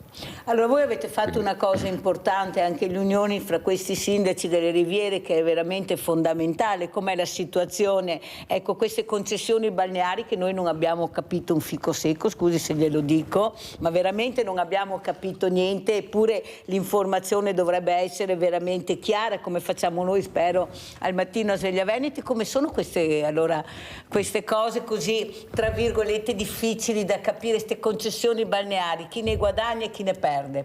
Giovedì passato ero a Roma perché c'erano gli stati generali del turismo balneare e appunto il tema è quello delle concessioni, perché è un tema che io lo ricordo dal secolo passato, per cui non è una cosa di adesso, e c'era anche il vicepresidente del Consiglio Salvini che entro il 31 marzo ha promesso, e secondo me manterrà anche la parola, che farà la legge, quindi la normativa sui ristori ai concessionari. Per cui quando ci sarà questa normativa partiranno i bandi per dare in concessione, alcuni comuni li hanno già fatti, come Jesolo, come San Michele al Tagliamento, e sugli altri bisognerà applicare questa nuova normativa che è giusto che vadano a bando, perché è una concessione demaniale, quindi è lo Stato che non dà è giusto in che ci sia affitto. sempre solo uno, ma che ci sia un bando aperto a tutti, Sì, chi vuole aperto a partecipare. tutti, ma quello che è una mia pensiero personale è che ci sono concessionari demaniali che pagano un chiosco che degli incassi stratosferici, pagano 3.900 euro all'anno di concessione demaniale, quando uno per avere un'attività dove incassa gli stessi soldi deve pagare affitti da 200-250 mila euro. Avete capito? Quindi direi che da una parte bisogna riequilibrare quelli che sono gli affitti delle concessioni demaniali e dall'altro mettere un po' in concorrenza, perché secondo me la concorrenza aumenta la qualità. Però bisogna metterli in concorrenza non in una situazione di 4 o 5 anni che non è stabile, bisogna dare il tempo per cercare di fare meglio le cose, di ammortizzare il lavoro che viene fatto e il miglioramento delle strutture demaniali che viene fatto e far sì che questa concorrenza però non vada a influire troppo sulle tasche del turista e quindi patti chiari, amicizia lunga. Io ti mantengo magari un affitto abbastanza basso della concessione demaniale, ma i prezzi che tu fai ai turisti devono essere non oltre una certa soglia. Equilibrati. Sì, differenziando anche, perché io sono dell'idea che alcuni lidi devono essere per chi vuole spendere una barcata di soldi, li mette a disposizione. Quando la mattina arrivano sotto l'ombrellone, gli arriva subito il cameriere che gli dà il cappuccino, il caffè, poi alle 11 gli portano a Macedonia, a mezzogiorno gli portano un to' e spendono un sacco di soldi. C'è chi invece vuole andare in spiaggia, stare tranquillo,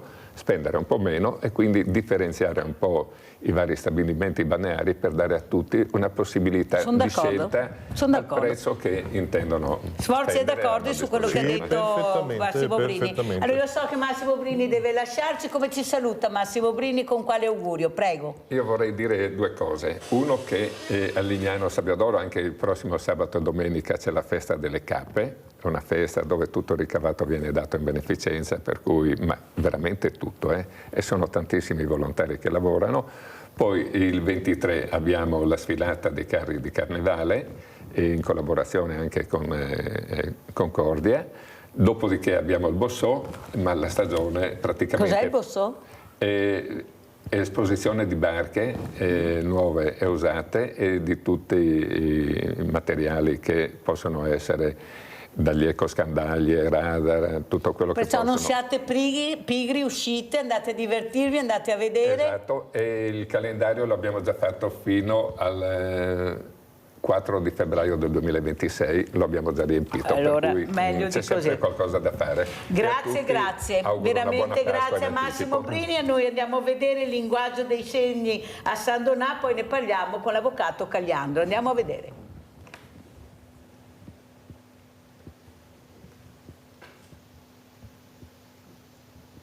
Bene. Le persone hanno bisogno di ricevere informazione e le persone che utilizzano la LIS hanno bisogno di un sorriso e non di solitudine. Le parole d'ordine del convegno sulla LIS, la lingua dei segni, organizzato a San Donà di Piave dall'associazione La Voce di Lisa di Paese, sono 3: collegare, apportare, integrare. Ad affrontare il tema ci sono un otorinolaringoiatra e foniatra, un avvocato, una logopedista e psicologa, un dottore di Ca' Foscari in scienze del linguaggio. Abbiamo cercato di collegare, apportare e integrare due mondi diversi, il mondo della lingua dei segni e il mondo di chi non la conosce e vorrebbe con noi collegarsi, integrarsi e unirsi in un'idea di progetto, un'idea di futuro con la LIS per un sorriso per tutti. La comunicazione, lo scambio di idee, informazioni, pensieri, sentimenti o emozioni può avvenire in tanti modi, dalla scrittura alle immagini, dalla voce ai gesti. E la LIS è la lingua dei segni che si esprime principalmente attraverso i movimenti delle mani. Ma c'è anche una lingua dei segni tattile, utilizzata da persone che hanno una doppia disabilità, visiva e uditiva. Conosco molte persone che hanno questa situazione dovuta a patologie, dovuta a incidenti stradali, dovuti a varie dinamiche e che in silenzio vivono la vita, perché poi si dice che a volte la LIS è invisibile. Io invece dico che la LIS è bella come la musica, è dolce come lo zucchero, perché si può collegare musica e LIS. Allora, avvocato Cagliando, abbiamo visto questa mamma che si sta battendo per sua figlia, per Lisa, con questo importante appuntamento che ha fatto a San Donà con la lingua dei segni. Però si fa fatica, questa ragazzina è a casa da tanto tempo perché non c'è l'insegnante di sostegno per la lingua dei segni. Eppure la pandemia, il presidente Zaia, tutti i giorni ne vedevamo 4 o 5 che si alternavano tutto il giorno. Abbiamo l'università Ca' Foscari, ma i giovani, dei quali avrebbero diritto di avere quello che gli aspetta di diritto, conoscere, imparare, nonostante questo problema che abbiano, perché appunto questa ragazza Lisa non parla ma sente.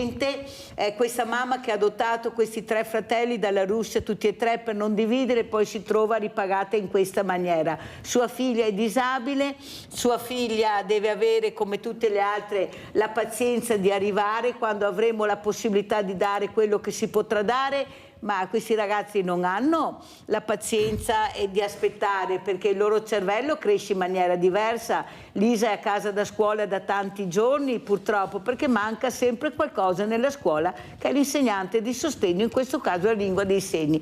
Cosa vorrebbe dire a Lisa, avvocato Cagliando, e a questa mamma che veramente dovrebbero premiare, altri dare premi a tante persone? Queste sono le famiglie da premiare. Tutti e 3 li ha portati a casa questi 3 fratelli dalla Russia. Prego. Beh, innanzitutto la mia solidarietà alla famiglia, nel senso che il comportamento civile e soprattutto irreprensibile nel fare quello che hanno fatto, che non è una cosa da poco, mi ha colpito nella mia sensibilità, insomma, di volontario e di persona. Certo è che c'è un problema effettivamente, o una carenza di risorse o una carenza di professionalità. Io dico e credo che sia fondamentale, come diceva lei prima, tra l'altro riferendosi in generale ai giovani e alla loro partecipazione anche nelle attività sociali e quant'altro, che si guardi a queste esigenze. La formazione è importante, la formazione di tutti, lo dice la nostra Costituzione, che ciascuno deve essere posto sullo stesso piano per quanto riguarda la formazione, la crescita personale, e quindi la scuola dovrebbe, e questo lo utilizziamo un dovrebbe, dedicare delle risorse per consentire questo. È chiaro che viviamo in periodi difficili e un investimento nella formazione della scuola è uno dei punti che fanno crescere una società su tutti i tipi di profilo, sia dal punto di vista educativo ma anche dal punto di vista sociale, e dare queste opportunità non è da poco. Non esiste, io conosco parecchie persone che sono appassionati di lingua dei segni. Farlo diventare un lavoro diventa fondamentale, perché serve, insieme ad altri ausili e ad altri strumenti, a consentire a questi ragazzi e a queste ragazze di poter apprendere, di poter conoscere, di poter esprimersi, ed è fondamentale, direi. Però, avvocato Cagliando, se Elisa, come tanti altri ragazzi, non riesce ad avere questo insegnante fondamentale per loro, non andiamo da nessuna parte. Tanto è vero che Elisa chiede alla mamma: cosa ne sarà della mia vita, mamma? Ecco, come farò io a integrarmi, a farmi capire, andare a ascoltare, a vivere la quotidianità dei miei amici? Ecco, non ci siamo proprio, avvocato Cagliando. Tante parole, ma i fatti come sono? Ecco, anche con questi social qualcuno li condanna, qualcuno dice se non ci fossero dovremmo inventarli, perché ci danno la possibilità di esplorare, di navigare. Cosa vuole dire? Sicuramente i social danno oggi la possibilità di esprimersi ai giovani, di essere molto più pubblici. Non bisogna esagerare, non bisogna, ripeto, come sempre, non bisogna postare quello che non va postato, non bisogna mettere in piazza quelle che non sono, quelle cose che possiamo far sapere ai nostri amici in altro modo. Certo, possiamo sfruttare i social anche per questo tipo di problematiche, perché se riusciamo a comunicare attraverso il mezzo informatico, oggi ci sono 10.000 applicazioni che consentono di comunicare, e penso che esista anche un'applicazione che può leggere la lingua dei segni. Ecco, l'intelligenza artificiale magari potremmo adoperarla per svilupparla perché faccia queste cose, anziché perché imiti le voci dei cantanti, così poi facciamo le truffe imitando la voce dei figli. i nostri sviluppatori, i nostri informatici possono raccogliere questa sfida, che poi potrebbe anche avere un risvolto sociale, un risvolto anche economico volendo. Cerchiamo di sviluppare dei mezzi che aiutino le persone che hanno difficoltà a comunicare in questo senso, per esempio. Per questo non c'è bisogno di mettere online le comunicazioni che invece avvengono normalmente. Non saprei cos'altro dire su questo argomento, mi trovo in difficoltà perché la mia posizione in questo momento, dovendo parlare di truffe, era quella di evitare invece di mettere in comunicazione, di rappresentare le difficoltà. Però se le difficoltà ci sono, se c'è qualcuno che è in grado di aiutarle, il volontariato, la solidarietà fra persone, io faccio parte di questa associazione nazionale di controllo di vicinato, dove controllo si intende come solidarietà, come disponibilità a vedere che la persona è in difficoltà. Ci sarà qualcuno che capisce la lingua dei segni e che è disponibile fin quando dura l'emergenza, fin quando dura la necessità, a sostituirsi a una scuola che in questo momento è inefficiente. Sicuramente c'è. Online si può fare anche questo, può esserci una persona a Palermo che conosce la lingua dei segni e che poi può dire: lo dico io al professore quello che devi dire tu. Certo, ci vuole la disponibilità e la volontà da parte di tutti, da un lato della persona a chiedere senza vergognarsi, e qui siamo a riconoscere che se ci sono delle difficoltà, riconoscere che vanno affrontate in un modo diverso. Aldo da Castelfranco, poi continuiamo, se non mi cade la linea. Vai Aldo. Sì, buongiorno. Buongiorno. Saluto gli ospiti, buongiorno a tutti. Niente, volevo dire che secondo me ultimamente, negli ultimi mesi, si sono verificati tanti reati. Pronto? Sì, ti sentiamo bene Aldo. Pronto? Prego, prego. Sì, ultimamente, negli ultimi mesi, si sono verificati tanti reati di truffa nei confronti degli anziani, oltre ottantenni, sistematicamente presi dalle forze dell'ordine, però dopo pochi giorni sono già liberi. Secondo me i politici dovrebbero un po' svegliarsi e fare leggi più severe, perché non è una cosa di un giorno a settimana, ma è sistematicamente 2-3 reati al giorno, Padova, Treviso, eccetera. E cioè non è una cosa che succede ogni tanto, proprio da mesi. Però i politici che sentono queste notizie dovrebbero fare le leggi, non ascoltarle e guardare dall'altra parte, perché sistematicamente vengono presi dalle forze dell'ordine, ma sistematicamente dopo qualche ora, qualche giorno sono liberi. Mi sembra che rispetto agli anziani oltre ottantenni questo non si verifica, perché le persone perlomeno vanno rispettate. Questo lo devo dire. Grazie Aldo, sentiamo, abbiamo anche un avvocato, l'avvocato Cagliando, come commenta questa telefonata e soprattutto tramite anche i social dare la possibilità anche all'ISEL e tante persone che hanno questo problema di riuscire a fare rete e di avere finalmente queste persone che usano la lingua dei segni, che la sanno, non so perché non si insegna a scuola, insegnano il cinese, lo introducono, chissà perché non introducono la lingua dei segni che può essere utile a tutti. Una volta si faceva, io mi ricordo, poi le cose buone vengono tolte. Prego avvocato Cagliandro. Beh, intanto mi ritrovo su quello che ha detto il luogotenente presente in studio. Effettivamente abbiamo delle tecnologie che una volta non avevamo e quindi possiamo pensare di impiegarle per le cose positive e non per le cose che assolutamente non hanno significato, non hanno senso. L'intelligenza artificiale sarà sicuramente uno strumento che, se utilizzato bene, potrà anche essere di ausilio a questo tipo di disabilità, se vogliamo metterla sotto questo profilo, e sono assolutamente d'accordo. Va sviluppato, va creato un interesse, perché poi tutto, ahimè, si muove anche secondo quelle che sono le leggi del mercato, e questo non è sempre positivo, ma in questo caso qua assolutamente dobbiamo ragionare su quelle che sono le nuove tecnologie. La lingua dei segni, adesso c'è il volontariato che sopperisce come sempre quando qualcosa non viene dato, no? La comunità si organizza e per l'appunto si dà da fare per sopperire delle mancanze. Quanto poi al problema reati, lo dico da una posizione un po' difficile, perché è chiaro che Leggi ce ne sono anche troppe probabilmente, il problema è comunicare correttamente quello che avviene e dare possibilità alle forze dell'ordine di intervenire in maniera efficace. Ne abbiamo un rappresentante qui, anche se in congedo, ma insomma nella sua vita ci potrà raccontare diversi aneddoti.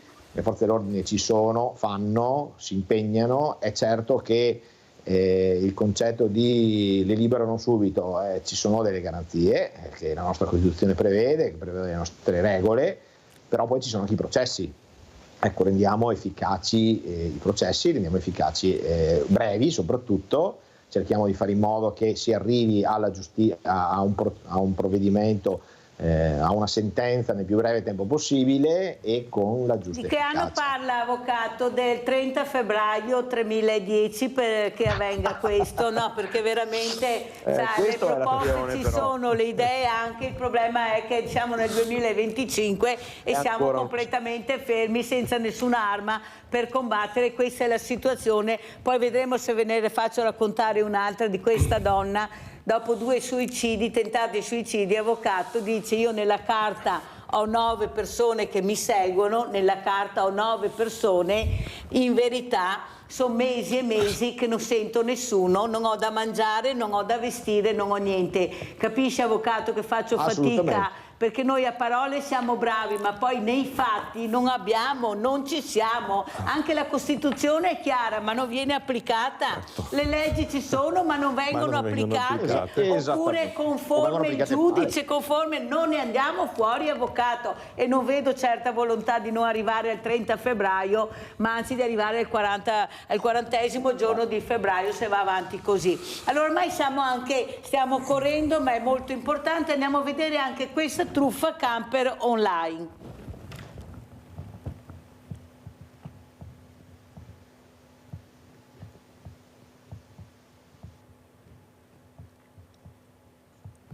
Pensava di aver concluso regolarmente l'acquisto di un camper usato tramite una piattaforma online, ma dopo aver versato al venditore circa 30.000 euro con 2 bonifici ha capito di essere stato truffato. Il camper non lo ha mai visto. La disavventura di un 70enne friulano residente a Gemona è finita in tribunale. Abdou Kebe, senegalese di 67 anni, residente a Pontedera, difeso d'ufficio dall'avvocato Elga Parisi, è stato condannato dal giudice Paola Turri a 6 mesi di reclusione e al risarcimento del danno di 30.000 euro per il reato di truffa in concorso. Il PM aveva chiesto 4 mesi. La pena è stata sospesa, con la condizione che entro un anno l'imputato restituisca i 30.000 euro alla parte offesa, rappresentata dall'avvocato Stefano Iacovissi. Kebe, secondo l'accusa, ha agito con un complice, Marian Nicoi Catalin, 40enne di nazionalità rumena, risultato sempre irreperibile. I soldi versati dalla vittima erano finiti su conti correnti del rumeno, aperti online, poi risultati svuotati e bloccati dopo pochi giorni, con il denaro trasferito su altri depositi bancari lituani e spagnoli. I fatti risalgono alla fine del febbraio del 2022, quando il 70enne friulano cerca su internet un camper da acquistare e lo trova. Prende contatto con il venditore, che si spaccia per dipendente del Consiglio europeo a Bruxelles, pertanto impossibilitato a fargli vedere di persona il mezzo, che sarebbe dovuto essere in parcheggio a Lucca, prima di concludere l'affare, aggiungendo che il tutto sarebbe stato gestito da una società di compravendita a cui si era affidato. Effettuati i versamenti, sono spariti tutti, soldi compresi, e al truffato non è rimasto altro da fare che denunciare il raggiro. L'avvocato Elga Parisi si riserva di presentare appello dopo aver letto le motivazioni della sentenza.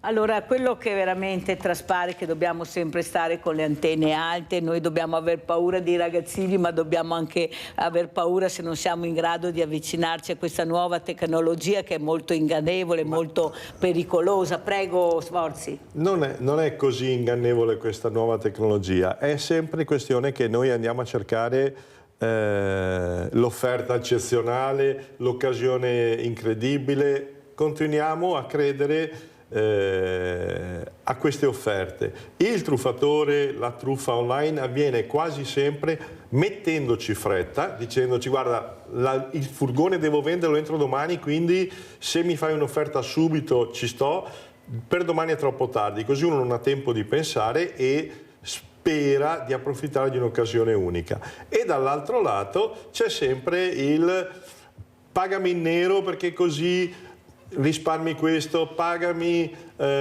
subito perché così risparmiamo in quell'altro modo, e purtroppo ci caschiamo. Nel momento in cui ci rendiamo conto che la controparte non è affidabile, sta già cominciando a dirci risparmiamo, truffiamo di qua, truffiamo di là, truffiamo lo Stato, perché se non ci sono le strutture è perché non ci sono i soldi, se non ci sono i soldi è perché evidentemente lo Stato non ha tutte le entrate che potrebbe avere. Se anche noi partecipiamo a questo gioco in cui accettiamo il pagamento in nero, accettiamo l'offerta eccezionale, guarda devo vendere perché in questo momento sono con l'acqua alla gola, e noi ce ne approfittiamo, ci mettiamo già noi allo scoperto, diamo già noi agli altri la possibilità di imbrogliarci. Le tecnologie non sono né buone né cattive, come le armi, come le autovetture, come la velocità di guida. Non esiste la tecnologia cattiva, esiste la persona cattiva che usa la tecnologia per imbrogliare. E la pedofilia online cosa mi dice? È sempre una questione di persone. La pedofilia online è il risultato della presenza dei pedofili e dell'utilizzo di uno strumento che non è diverso dagli altri, è semplicemente uno strumento che oggi è più facile da adoperare rispetto ad altri. Certo, i mezzi di comunicazione di massa ci consentono di avere questa diffusione delle nostre informazioni, di poter lavorare all'estero e quindi di poter vendere il nostro prodotto pornografico al di fuori dei confini nazionali e quindi di non essere perseguiti. Quindi ecco, qui si deve muovere la politica, nel senso che ci deve essere una legislazione che punisce anche i reati che vengono commessi all'estero, anche se vengono commessi da persone che all'estero non sarebbero punibili, e ci deve essere un accordo e una volontà da parte delle strutture, da parte delle istituzioni di perseguire queste cose a livello internazionale. Andiamo a vedere proprio il servizio, allora proprio pedofilia online, poi salutiamo gli ospiti.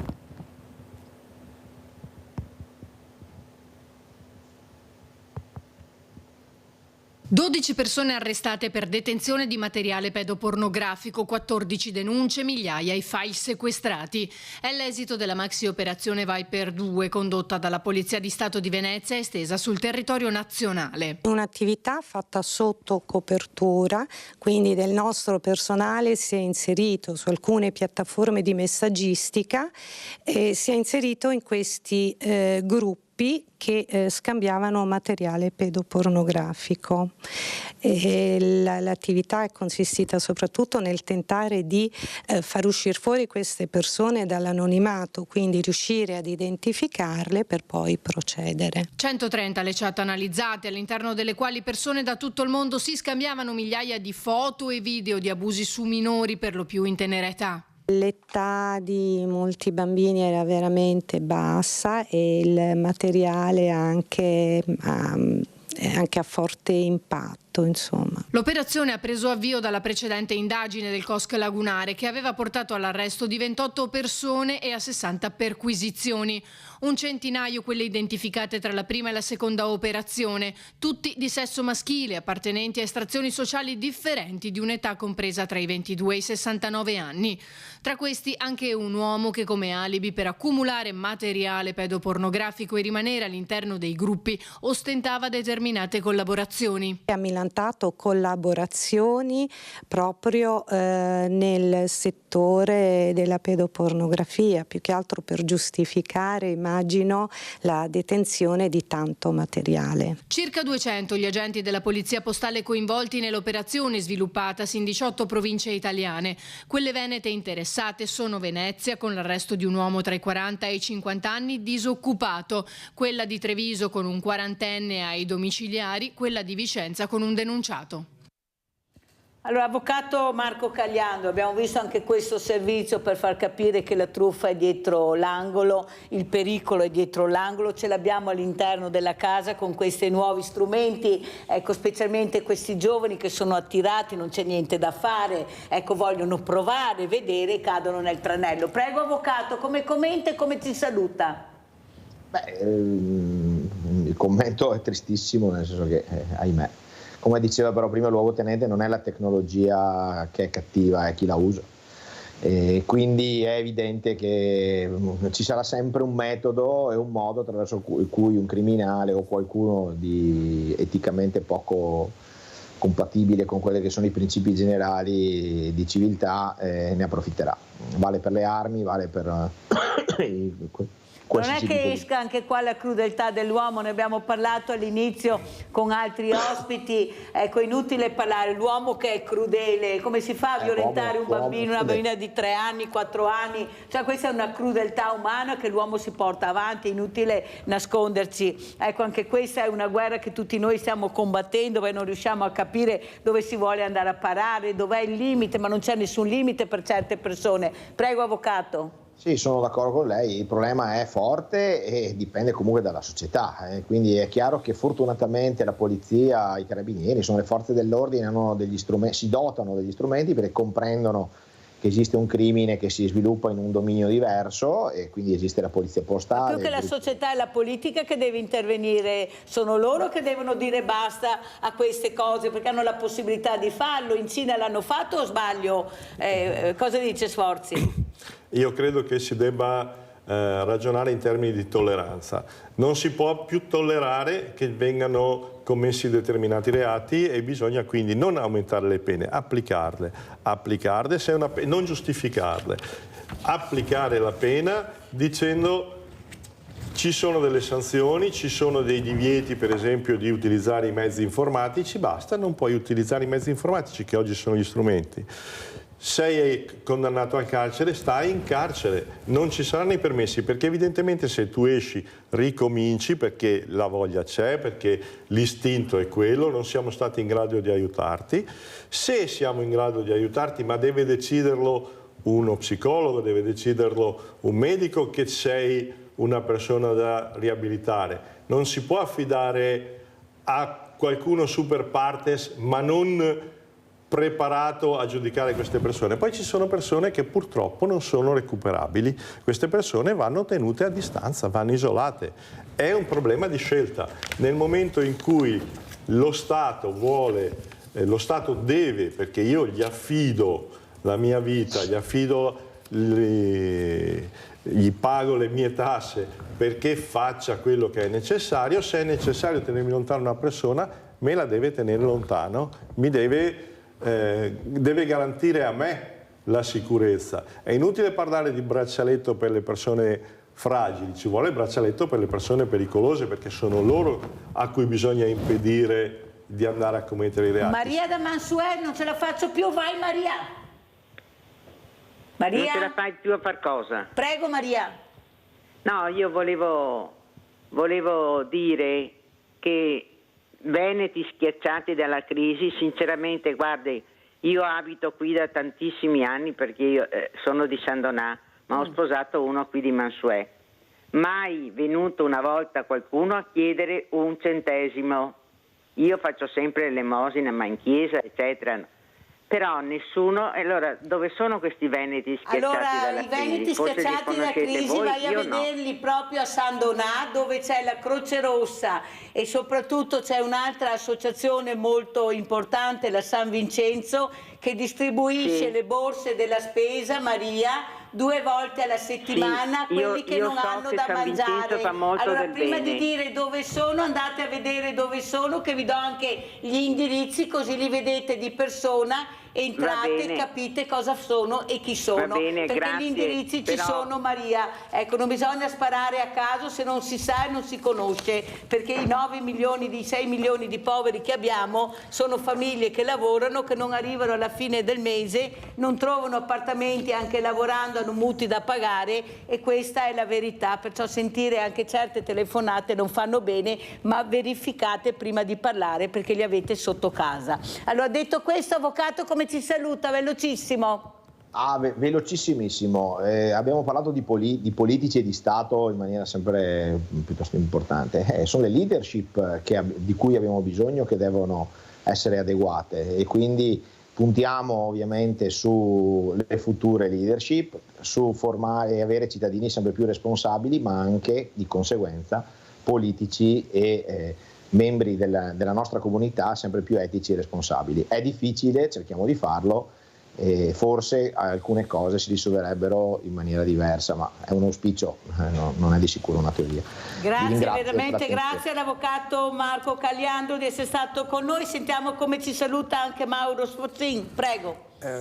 Saluto tutti, ci tengo a dire una cosa: fate attenzione in questo momento, soprattutto le persone anziane, stanno aumentando le truffe sugli investimenti, su una notissima società di vendite online, venite contattati a casa, vi propongono di offrire 290 euro circa, e intanto poi nell'arco di pochi giorni vi verranno restituite le somme. Fate attenzione, è una truffa online, non date i soldi a questi sconosciuti, non accettate questo regalo. Nessuno regala purtroppo in questo momento di crisi il denaro, nessuno ha bisogno di cercare degli investitori quando offre il 10, il 20, il 30% di guadagno in un mese. È evidente che è una truffa, non credete a queste persone, non credete agli amici che vi dicono io ci ho guadagnato, perché si tratta di una truffa, di un cosiddetto schema Ponzi, dove il primo truffatore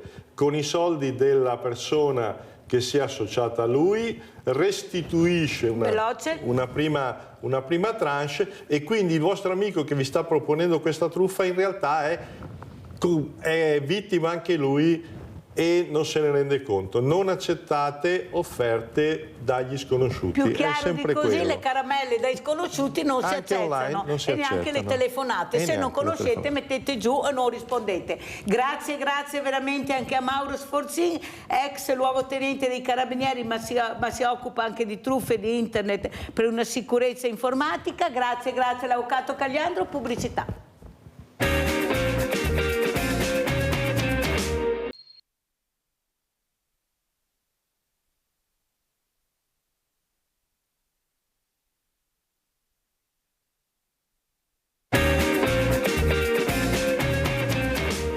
Visto che ha anche chiamato Maria non a caso da Mansuè, non a caso oggi ho questa persona che voi vedete girata, perché devo dare la dignità e rispetto a questa persona per quello che dirà. È il famoso audio che vi dicevo che vi avrei fatto sentire, ma non sono riuscita. Però questa donna che ha coraggio di dire quello che pensa, quello che avrebbe bisogno, perché non ha niente, sulla carta ho 9 persone, in realtà io non ho nessuno, sono senza cibo, sono senza niente, non si fa vedere nessuno. Allora, la chiameremo Margherita, che Margherita è il fiore che piace alla Mirella, il fiore che spunta per primo, nonostante tutto questo essere calpestato quando non fiorisce più, però in primavera, il primo a uscire, ed è bellissimo. Ecco, ti dà un senso di pace, di arriva la primavera, ho visto le Margherite. Allora, Margherita, tu hai tentato 2 volte il suicidio, hai cercato di chiedere aiuto a tante persone, hai cercato di far capire la tua condizione, sei completamente sola, non hai punti di riferimento, siamo noi, questo lo dico, ma a parte, ecco, cosa è successo nella tua vita, Margherita? Come mai è successo questo e tu sei arrivata al punto di dire basta, io non ce la faccio più, devo dire quello che mi sta accadendo? Prego. Allora, in sintesi, ho vissuto una pessima infanzia, da lì depressione, primo tentativo di suicidio, poi fortunatamente avevo un lavoro, si può dire, ben pagato, ho fatto psicoterapia, solo che poi è morta mia mamma e lì ho venduto casa, ho fatto tutte decisioni pensando che fosse la cosa giusta, e ho lasciato il lavoro che non ho mai voluto fare finalmente, pensando che avrei risolto, e invece in sintesi mi sono ritrovata senza niente. E sono balzata prima alla Caritas, prima ancora poi in comunità, poi finché poi sono stata ospite di altre persone, finché la depressione è arrivata al punto di stai talmente male, perché questo non è che dici oggi mi suicidio, arrivi quando stai talmente male che l'unico pensiero è finire questo dolore. Ho tentato un'altra volta il suicidio, premetto che stavo già male, avevo chiesto aiuto, ma all'ospedale mi hanno dato delle gocce e mi hanno andata via. E io ho tentato il suicidio con quelle gocce, vedete un po' il controsenso. E niente, è cambiato perché il psichiatra di psichiatria mi ha chiesto: Viviana, se esce da qua, Margherita, se esce da qua, tenterà di nuovo il suicidio? E io ho detto sì. E lì ho capito dopo che non potevano lasciarmi andare, perciò una comunità, e poi ho conosciuto lo IESA, che è un inserimento per adulti in una famiglia. E intanto ho fatto domanda per le case popolari, dopo 2 anni e mezzo è arrivato, adesso sono in una casa popolare, però servono anche i soldi. Niente, mi ritrovo che in teoria avrei l'appoggio del CSM, della psichiatra e dell'assistente sociale CSM. In teoria dovrei avere l'appoggio dell'amministratore di sostegno. In teoria dovrei avere un'equipe che mi segue. Dico in teoria perché in realtà la visita psichiatrica, l'ultima volta che l'ho fatta, l'ultimo controllo è stato a giugno dell'anno scorso, e salterò anche quella di questo mese perché non ho i soldi per pagare i 14 euro che servono. Chiamerò e disdirò, perciò vorrà dire che forse la vedrò in totale tra 1 anno. Allora io mi dico, se per 1 anno non è servito il colloquio con la psichiatra, che cavolo serve tenermi, cioè risulta che io sono seguita dalla psichiatra, che in realtà non è. L'assistente sociale CSM l'ho vista per caso quando sono andata a togliermi i farmaci, altrimenti anche quella è da mesi che non la sento. Lei mi dice manda un'email, ma anche a quella poi risponde quando risponde, cioè non ha risposto neanche all'assistente sociale dell'assegno di inclusione, figuriamoci a me. Ho un nuovo dall'amministratore di sostegno l'anno scorso, che già l'altro mi ha messo nei casini. Mi ritrovo con 500 euro di debito per le spese condominiali, grazie al primo amministratore di sostegno che oltre a non sostenermi mi ha incasinato la vita. E il bello è che me l'hanno dato perché pensavano che io non sapessi gestire il denaro.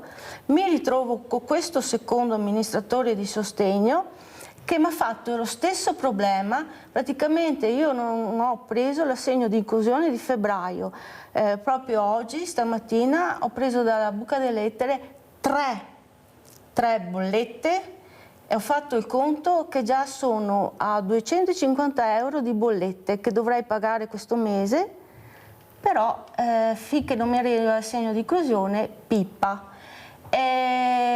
L'assistente sociale dell'assegno di inclusione mi ha detto che non mi devo preoccupare, che al massimo arriverà in ritardo. Tutto questo perché l'amministratore di sostegno, come l'altro, non ha inviato l'ISEE in tempo.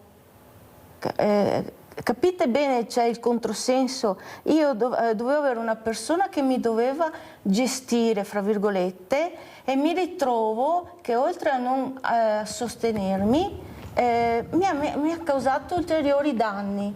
Io sono nella BIP non perché io non so gestire la mia vita, ma per chi doveva farlo non l'ha fatto e non lo sta facendo. Io intendo fare di tutto per ritrovarmi libera, cioè preferisco essere nei casini perché mi ci metto io piuttosto di avere dei professionisti che in realtà servono meno di un centesimo. Ascolta Margherita, quello che traspare dalle tue parole è che sei stanca e arrabbiata perché è una situazione che non puoi gestire senza soldi, senza niente. Come fai? Dove vai? Scadenze che hanno delle scadenze anche con delle date ben precise. Secondo te cosa c'è che non va? C'è la sensibilità di capire che forse oltre a parlare di cemento dovrebbero parlare di servizi alla persona, cosa bisogna sapere veramente? Ci sono, come dici anche tu Margherita, c'è l'assegno di inclusione ma non mi arriva, cosa faccio? C'è l'ISEE ma non lo mandano, perciò le carte sono tutte stravolte, non riesco a capire. Ecco, io ho voluto questa testimonianza per far capire a Maria e a tutte le Marie che chiamano, che dicono i vestiti, i soldi, qua non è vero che ci sono i poveri, questa è la dimostrazione. E quello che dice Margherita è: non sono solo io, perché io mi confronto con le persone come me che conoscono e siamo nella stessa situazione. Ecco, che appello vorresti fare questa mattina a Sveglia Veneti, Margherita? Allora, premetto che non ho non credo che servirà, perché proprio c'è un menefreghismo, non c'è la volontà di fare il giusto. Allora io dico, piuttosto che essere inseriti nel settore sociale, cioè ad esempio come io risulto che sono seguita dalla psichiatra, ma in realtà non è.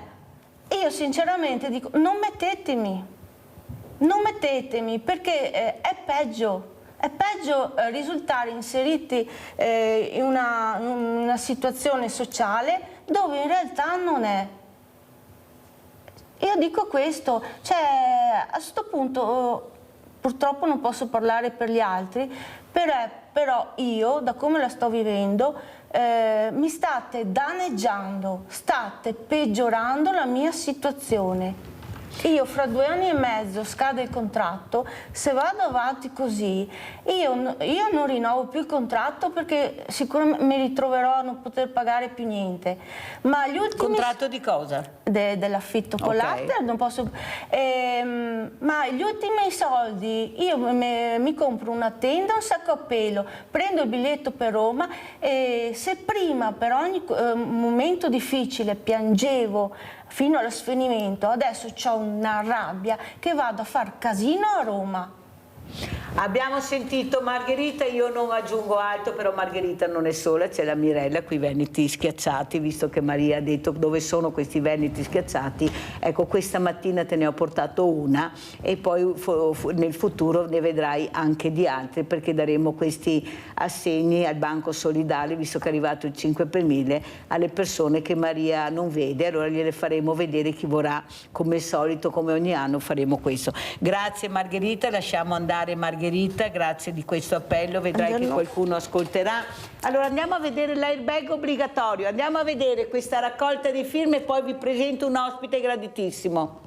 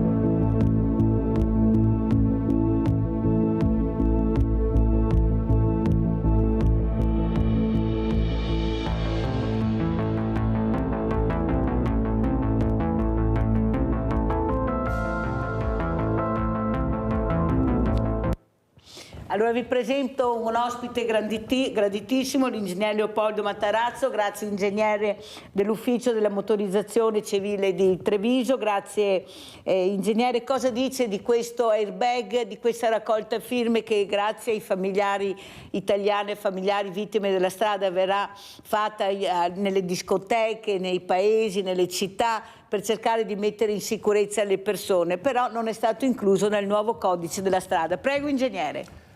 Premesso, direttore della motorizzazione in pensione. Già direttore. Sì. Beh, io di tutti i sistemi di difesa attivi o passivi che siano, quindi dall'airbag al sistema di antislittamento per le frenature, le barre anti-intrusione, eccetera, eccetera, non posso che essere d'accordo. Quindi questo, ecco, a patto naturalmente che non si pensi che questo sia esaustivo per il problema della sicurezza. È una parte del problema della sicurezza, altre cose andrebbero fatte invece, per esempio dal punto di vista dell'educazione stradale o dal punto di vista della prevenzione da parte della pubblica amministrazione. Però, ingegnere, quello che traspare è che la tecnologia ha fatto passi veramente da gigante. Sicuramente. Ecco, io ho avuto anche, si parlava prima non in onda, di Gigi Pirollo che fa guida sicura con l'ACI, che dice i ragazzi non sanno guidare, bisogna fare più ore di scuola guida, meno di motore. Lei cosa dice, da che parte sta? Allora, completo la risposta di prima. La tecnologia, per anni abbiamo visto, esaminando il rapporto sugli incidenti e sul numero di morti, che mentre il numero dei morti diminuiva, grazie a Dio, aumentava il numero degli incidenti. Quindi la cosa merita una spiegazione. Quindi la diminuzione dei morti non era dovuta al fatto che si guidava meglio, ma che semplicemente le vetture erano più sicure. E questo è successo grazie alle cinture di sicurezza, al casco, all'airbag, sistemi antislittamento, eccetera, eccetera. Quindi più mezzi di difesa passiva e attiva abbiamo, più sicurezza creiamo. Il che appunto non significava che avessimo tutti quanti imparato a guidare, perché invece il numero degli incidenti aumentava.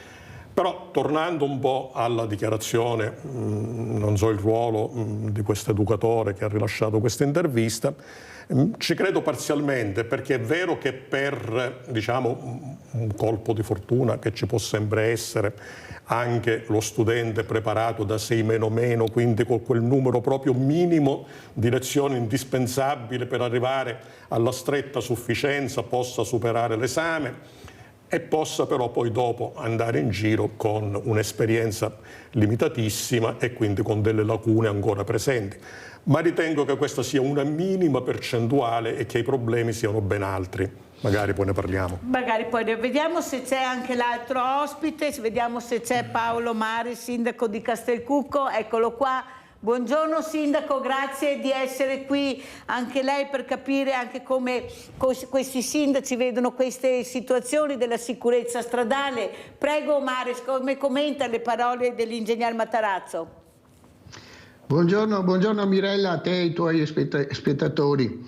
Beh, chiaramente la sicurezza è una cosa fondamentale, tanto più che abbiamo una provincia che da questo punto di vista non è sicuramente all'avanguardia per quel che riguarda i casi di incidente, per cui qualsiasi tipo, così come diceva il suo ospite, qualsiasi tipo di intervento che viene fatto non può essere che accolto positivamente. Guarda, giusto stamattina io ho un grosso problema legato alla sicurezza, in quanto ho una provinciale qui a Castelcucco che è stata inibita al traffico perché appunto ci sono massi che cadono o altro, e purtroppo è un grossissimo problema che tutti quanti abbiamo e che non è di facile soluzione. Le iniziative sono tante, sono le più disparate su vari ambiti legati alla sicurezza del territorio, legati alla sicurezza delle strade stesse, legati a tutti gli accorgimenti che si possono inserire all'interno di un'auto piuttosto che di una moto o di qualsiasi altro mezzo che transita per le strade. Però poi al lato pratico non è che siamo riusciti in maniera importante a risolvere e a debellare questa piaga che è legata alle molteplici vittime che ogni giorno purtroppo perdono la vita sulle nostre strade. Allora, non so se lei ha visto Margherita prima che ha denunciato questa situazione nella quale si trova. Io mi domando se il sindaco del paese dove vive Margherita, visto che è lui responsabile della salute dei cittadini, dovrebbe prendere posizione, cercare di aiutare questa donna che è completamente sola, senza nessun aiuto. Nella carta ho tanto, ma alla fine non ho niente. Prego Mares. Guarda Mirella, io credo che noi, e per noi intendo i comuni di una piccola dimensione, hanno ancora quella rete che io sottolineo sempre ogni qualvolta parlo con i miei cittadini, che adesso al giorno d'oggi si pensa di essere andati molto avanti dal punto di vista del welfare e così via, mentre che io sono convinto invece che una volta, quando si stava peggio, forse si stava meglio, nel senso che molte volte si riuscivano a trovare quelle soluzioni dettate appunto da quei rapporti che avevamo di parentela e se non anche di vicinato o altro, che permettevano di risolvere queste problematiche.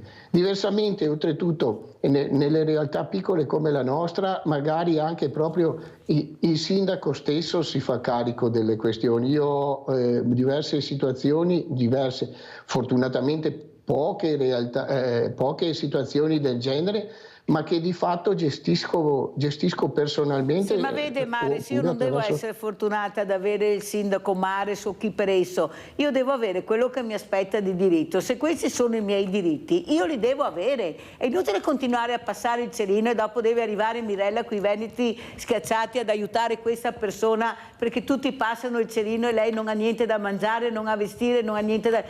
un centesimo per farsi una visita. Capisce Mares? L'importanza della sensibilità che non riesco a trovare. Abbiamo Giuseppe da Villorba, poi continuiamo. Vai Giuseppe. Pronto, sono Giuseppe da Villorba. Senti, a proposito di sicurezza stradale, allora vi racconto qualcosa. Veloce. Sabato, salgo verso Cima a Grappa, una macchina. Io ero il primo di 3-4 macchine, una macchina è venuta su da dietro in gran velocità, strada stretta, salita del Grappa, chi non la conosce, la Cadorna, ha superato 3-4 macchine e sulla curva un tornante, ma pensate se viene giù uno in bicicletta, in moto, un'altra macchina in quel momento sulla curva che è grande. Grazie Giuseppe, chiarissimo, devo correre perché non ho tempo, ma grazie della telefonata ingegner Matarazzo. Cosa diciamo? Basta trovarne uno nella vita, non è che ne devi trovare tanti di queste persone che se ne fregano della segnaletica, della sicurezza, della velocità. Prego. No, diciamo che sicuramente oggi le nuove norme del codice della strada, che hanno sicuramente modificato molte sanzioni, il che eticamente lo trovo molto corretto, hanno in qualche modo pensato di arginare questa deriva. Il problema qual è? Il problema è semplicissimo, è quello dei controlli. Il tizio di cui parlava il telespettatore sicuramente è uno che magari guida meglio di me, però che in assenza di controlli puntuali e quindi pressoché certi nel momento in cui commette un'infrazione, si permette il lusso di commettere questa infrazione. A tal proposito, quindi, al di là della buona volontà del legislatore che appunto ha inasprito le sanzioni e nelle modifiche al codice della strada ci sono altre cose assolutamente corrette e condivisibili. Ad esempio una? Ma ad esempio una, proprio parlando di quello che diceva lo spettatore, l'ergastolo della patente. Nella mia carriera ho visto tante volte patenti revocate o direttamente dalla prefettura o da noi al seguito di un esame andato male, poi riprese dopo qualche mese grazie a una buona autoscuola, a qualche mese di studio e così via. Dopodiché le recidive, se diciamo, la persona appunto era problematica anche dal punto di vista comportamentale, erano frequenti.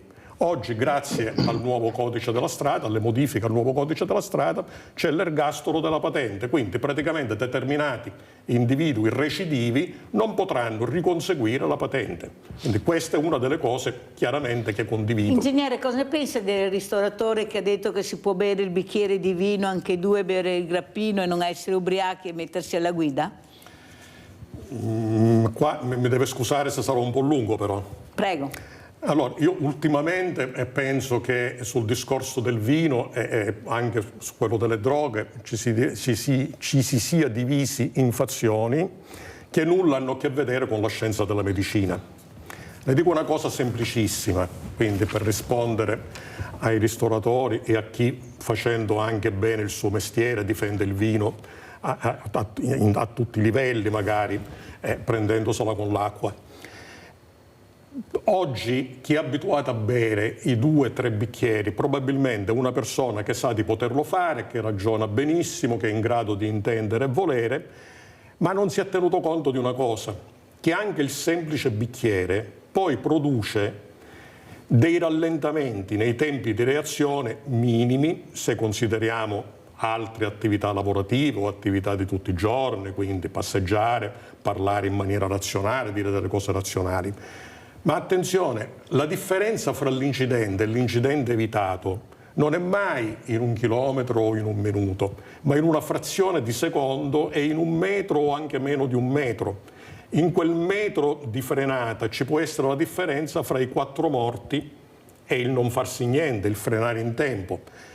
Tante volte si sente dire, beh sì, avevo bevuto un bicchiere, però sai, il ciclista non l'avevo visto, il pedone sul margine non l'avevo visto. Sì, perché anche un solo bicchiere di vino, o peggio ancora di un superalcolico, riduce il campo visivo.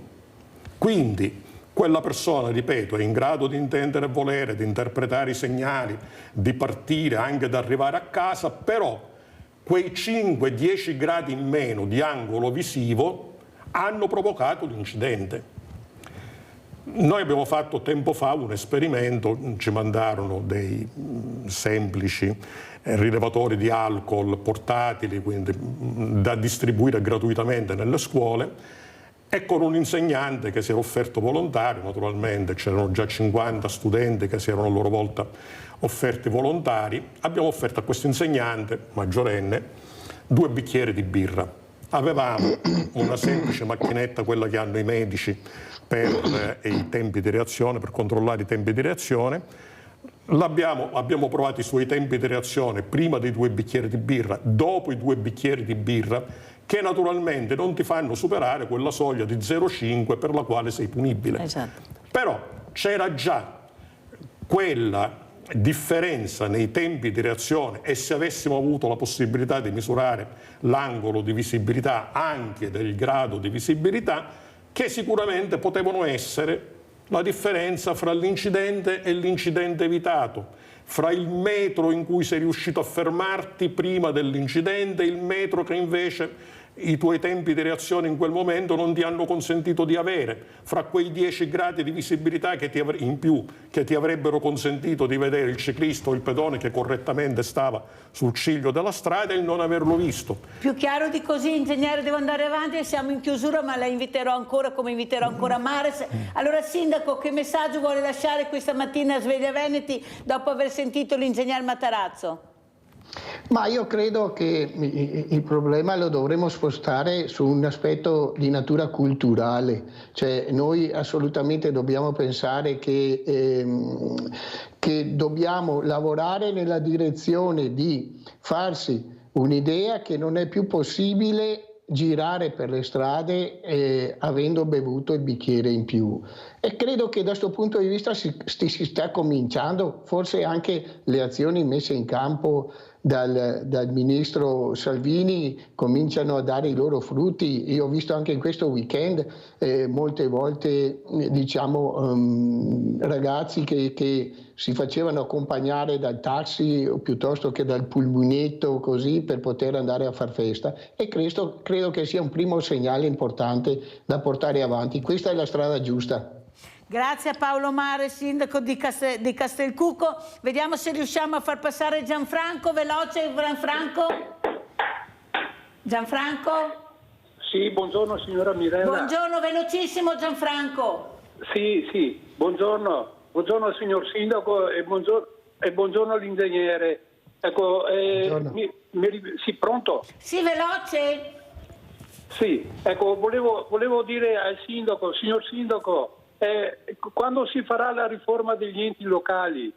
Perché la riforma degli enti locali, un comune piccolo come il suo, non ha più motivo di esistere. Dobbiamo fare unione delle forze e allora si dà più servizi. E poi all'ingegnere, giusto, concordo tutto quello che ha detto, però io se fossi nello Stato investirei più su persone fisiche sulla strada, più divise sulle strade. Buongiorno e grazie e buon lavoro. Grazie, veramente grazie a Gianfranco Cesalto. Saluto Paolo Mare, sindaco di Castelcucco. Ringrazio anche l'ingegnere Leopoldo Matarazzo, già direttore della motorizzazione di Treviso, di essere stato con noi. Inviteremo ancora, abbiamo sentito anche Margherita e adesso andiamo a pranzo con la proposta di Mirella. Piselli e gamberi.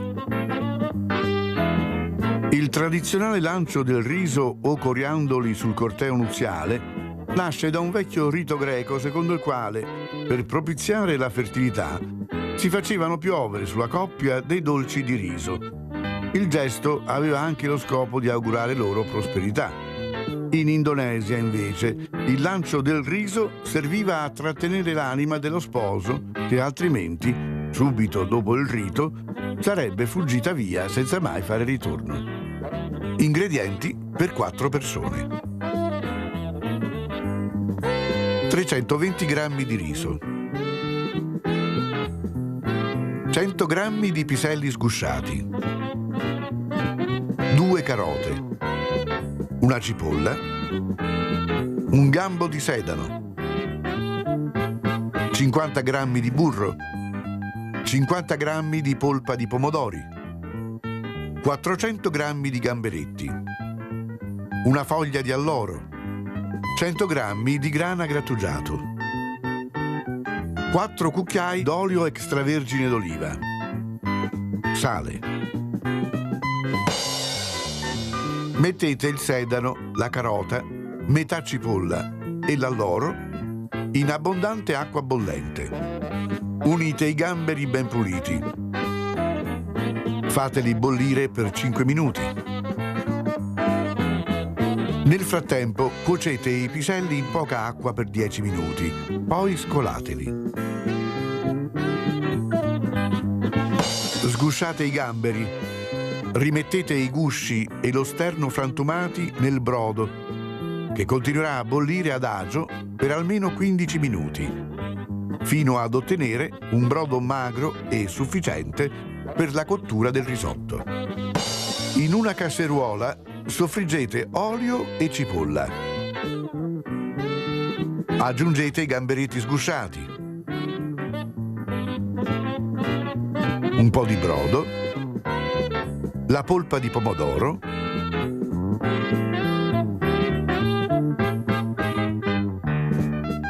i piselli,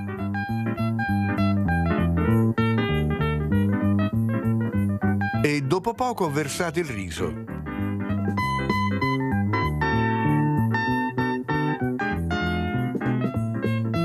Amalgamate con il burro.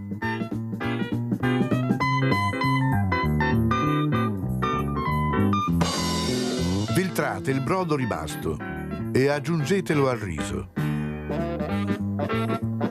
Mescolate spesso e cuocete aggiungendo poco per volta il brodo se necessario. A cottura ultimata unite il restante burro, il grana grattugiato e mantecate. Servite ben caldo e buon appetito!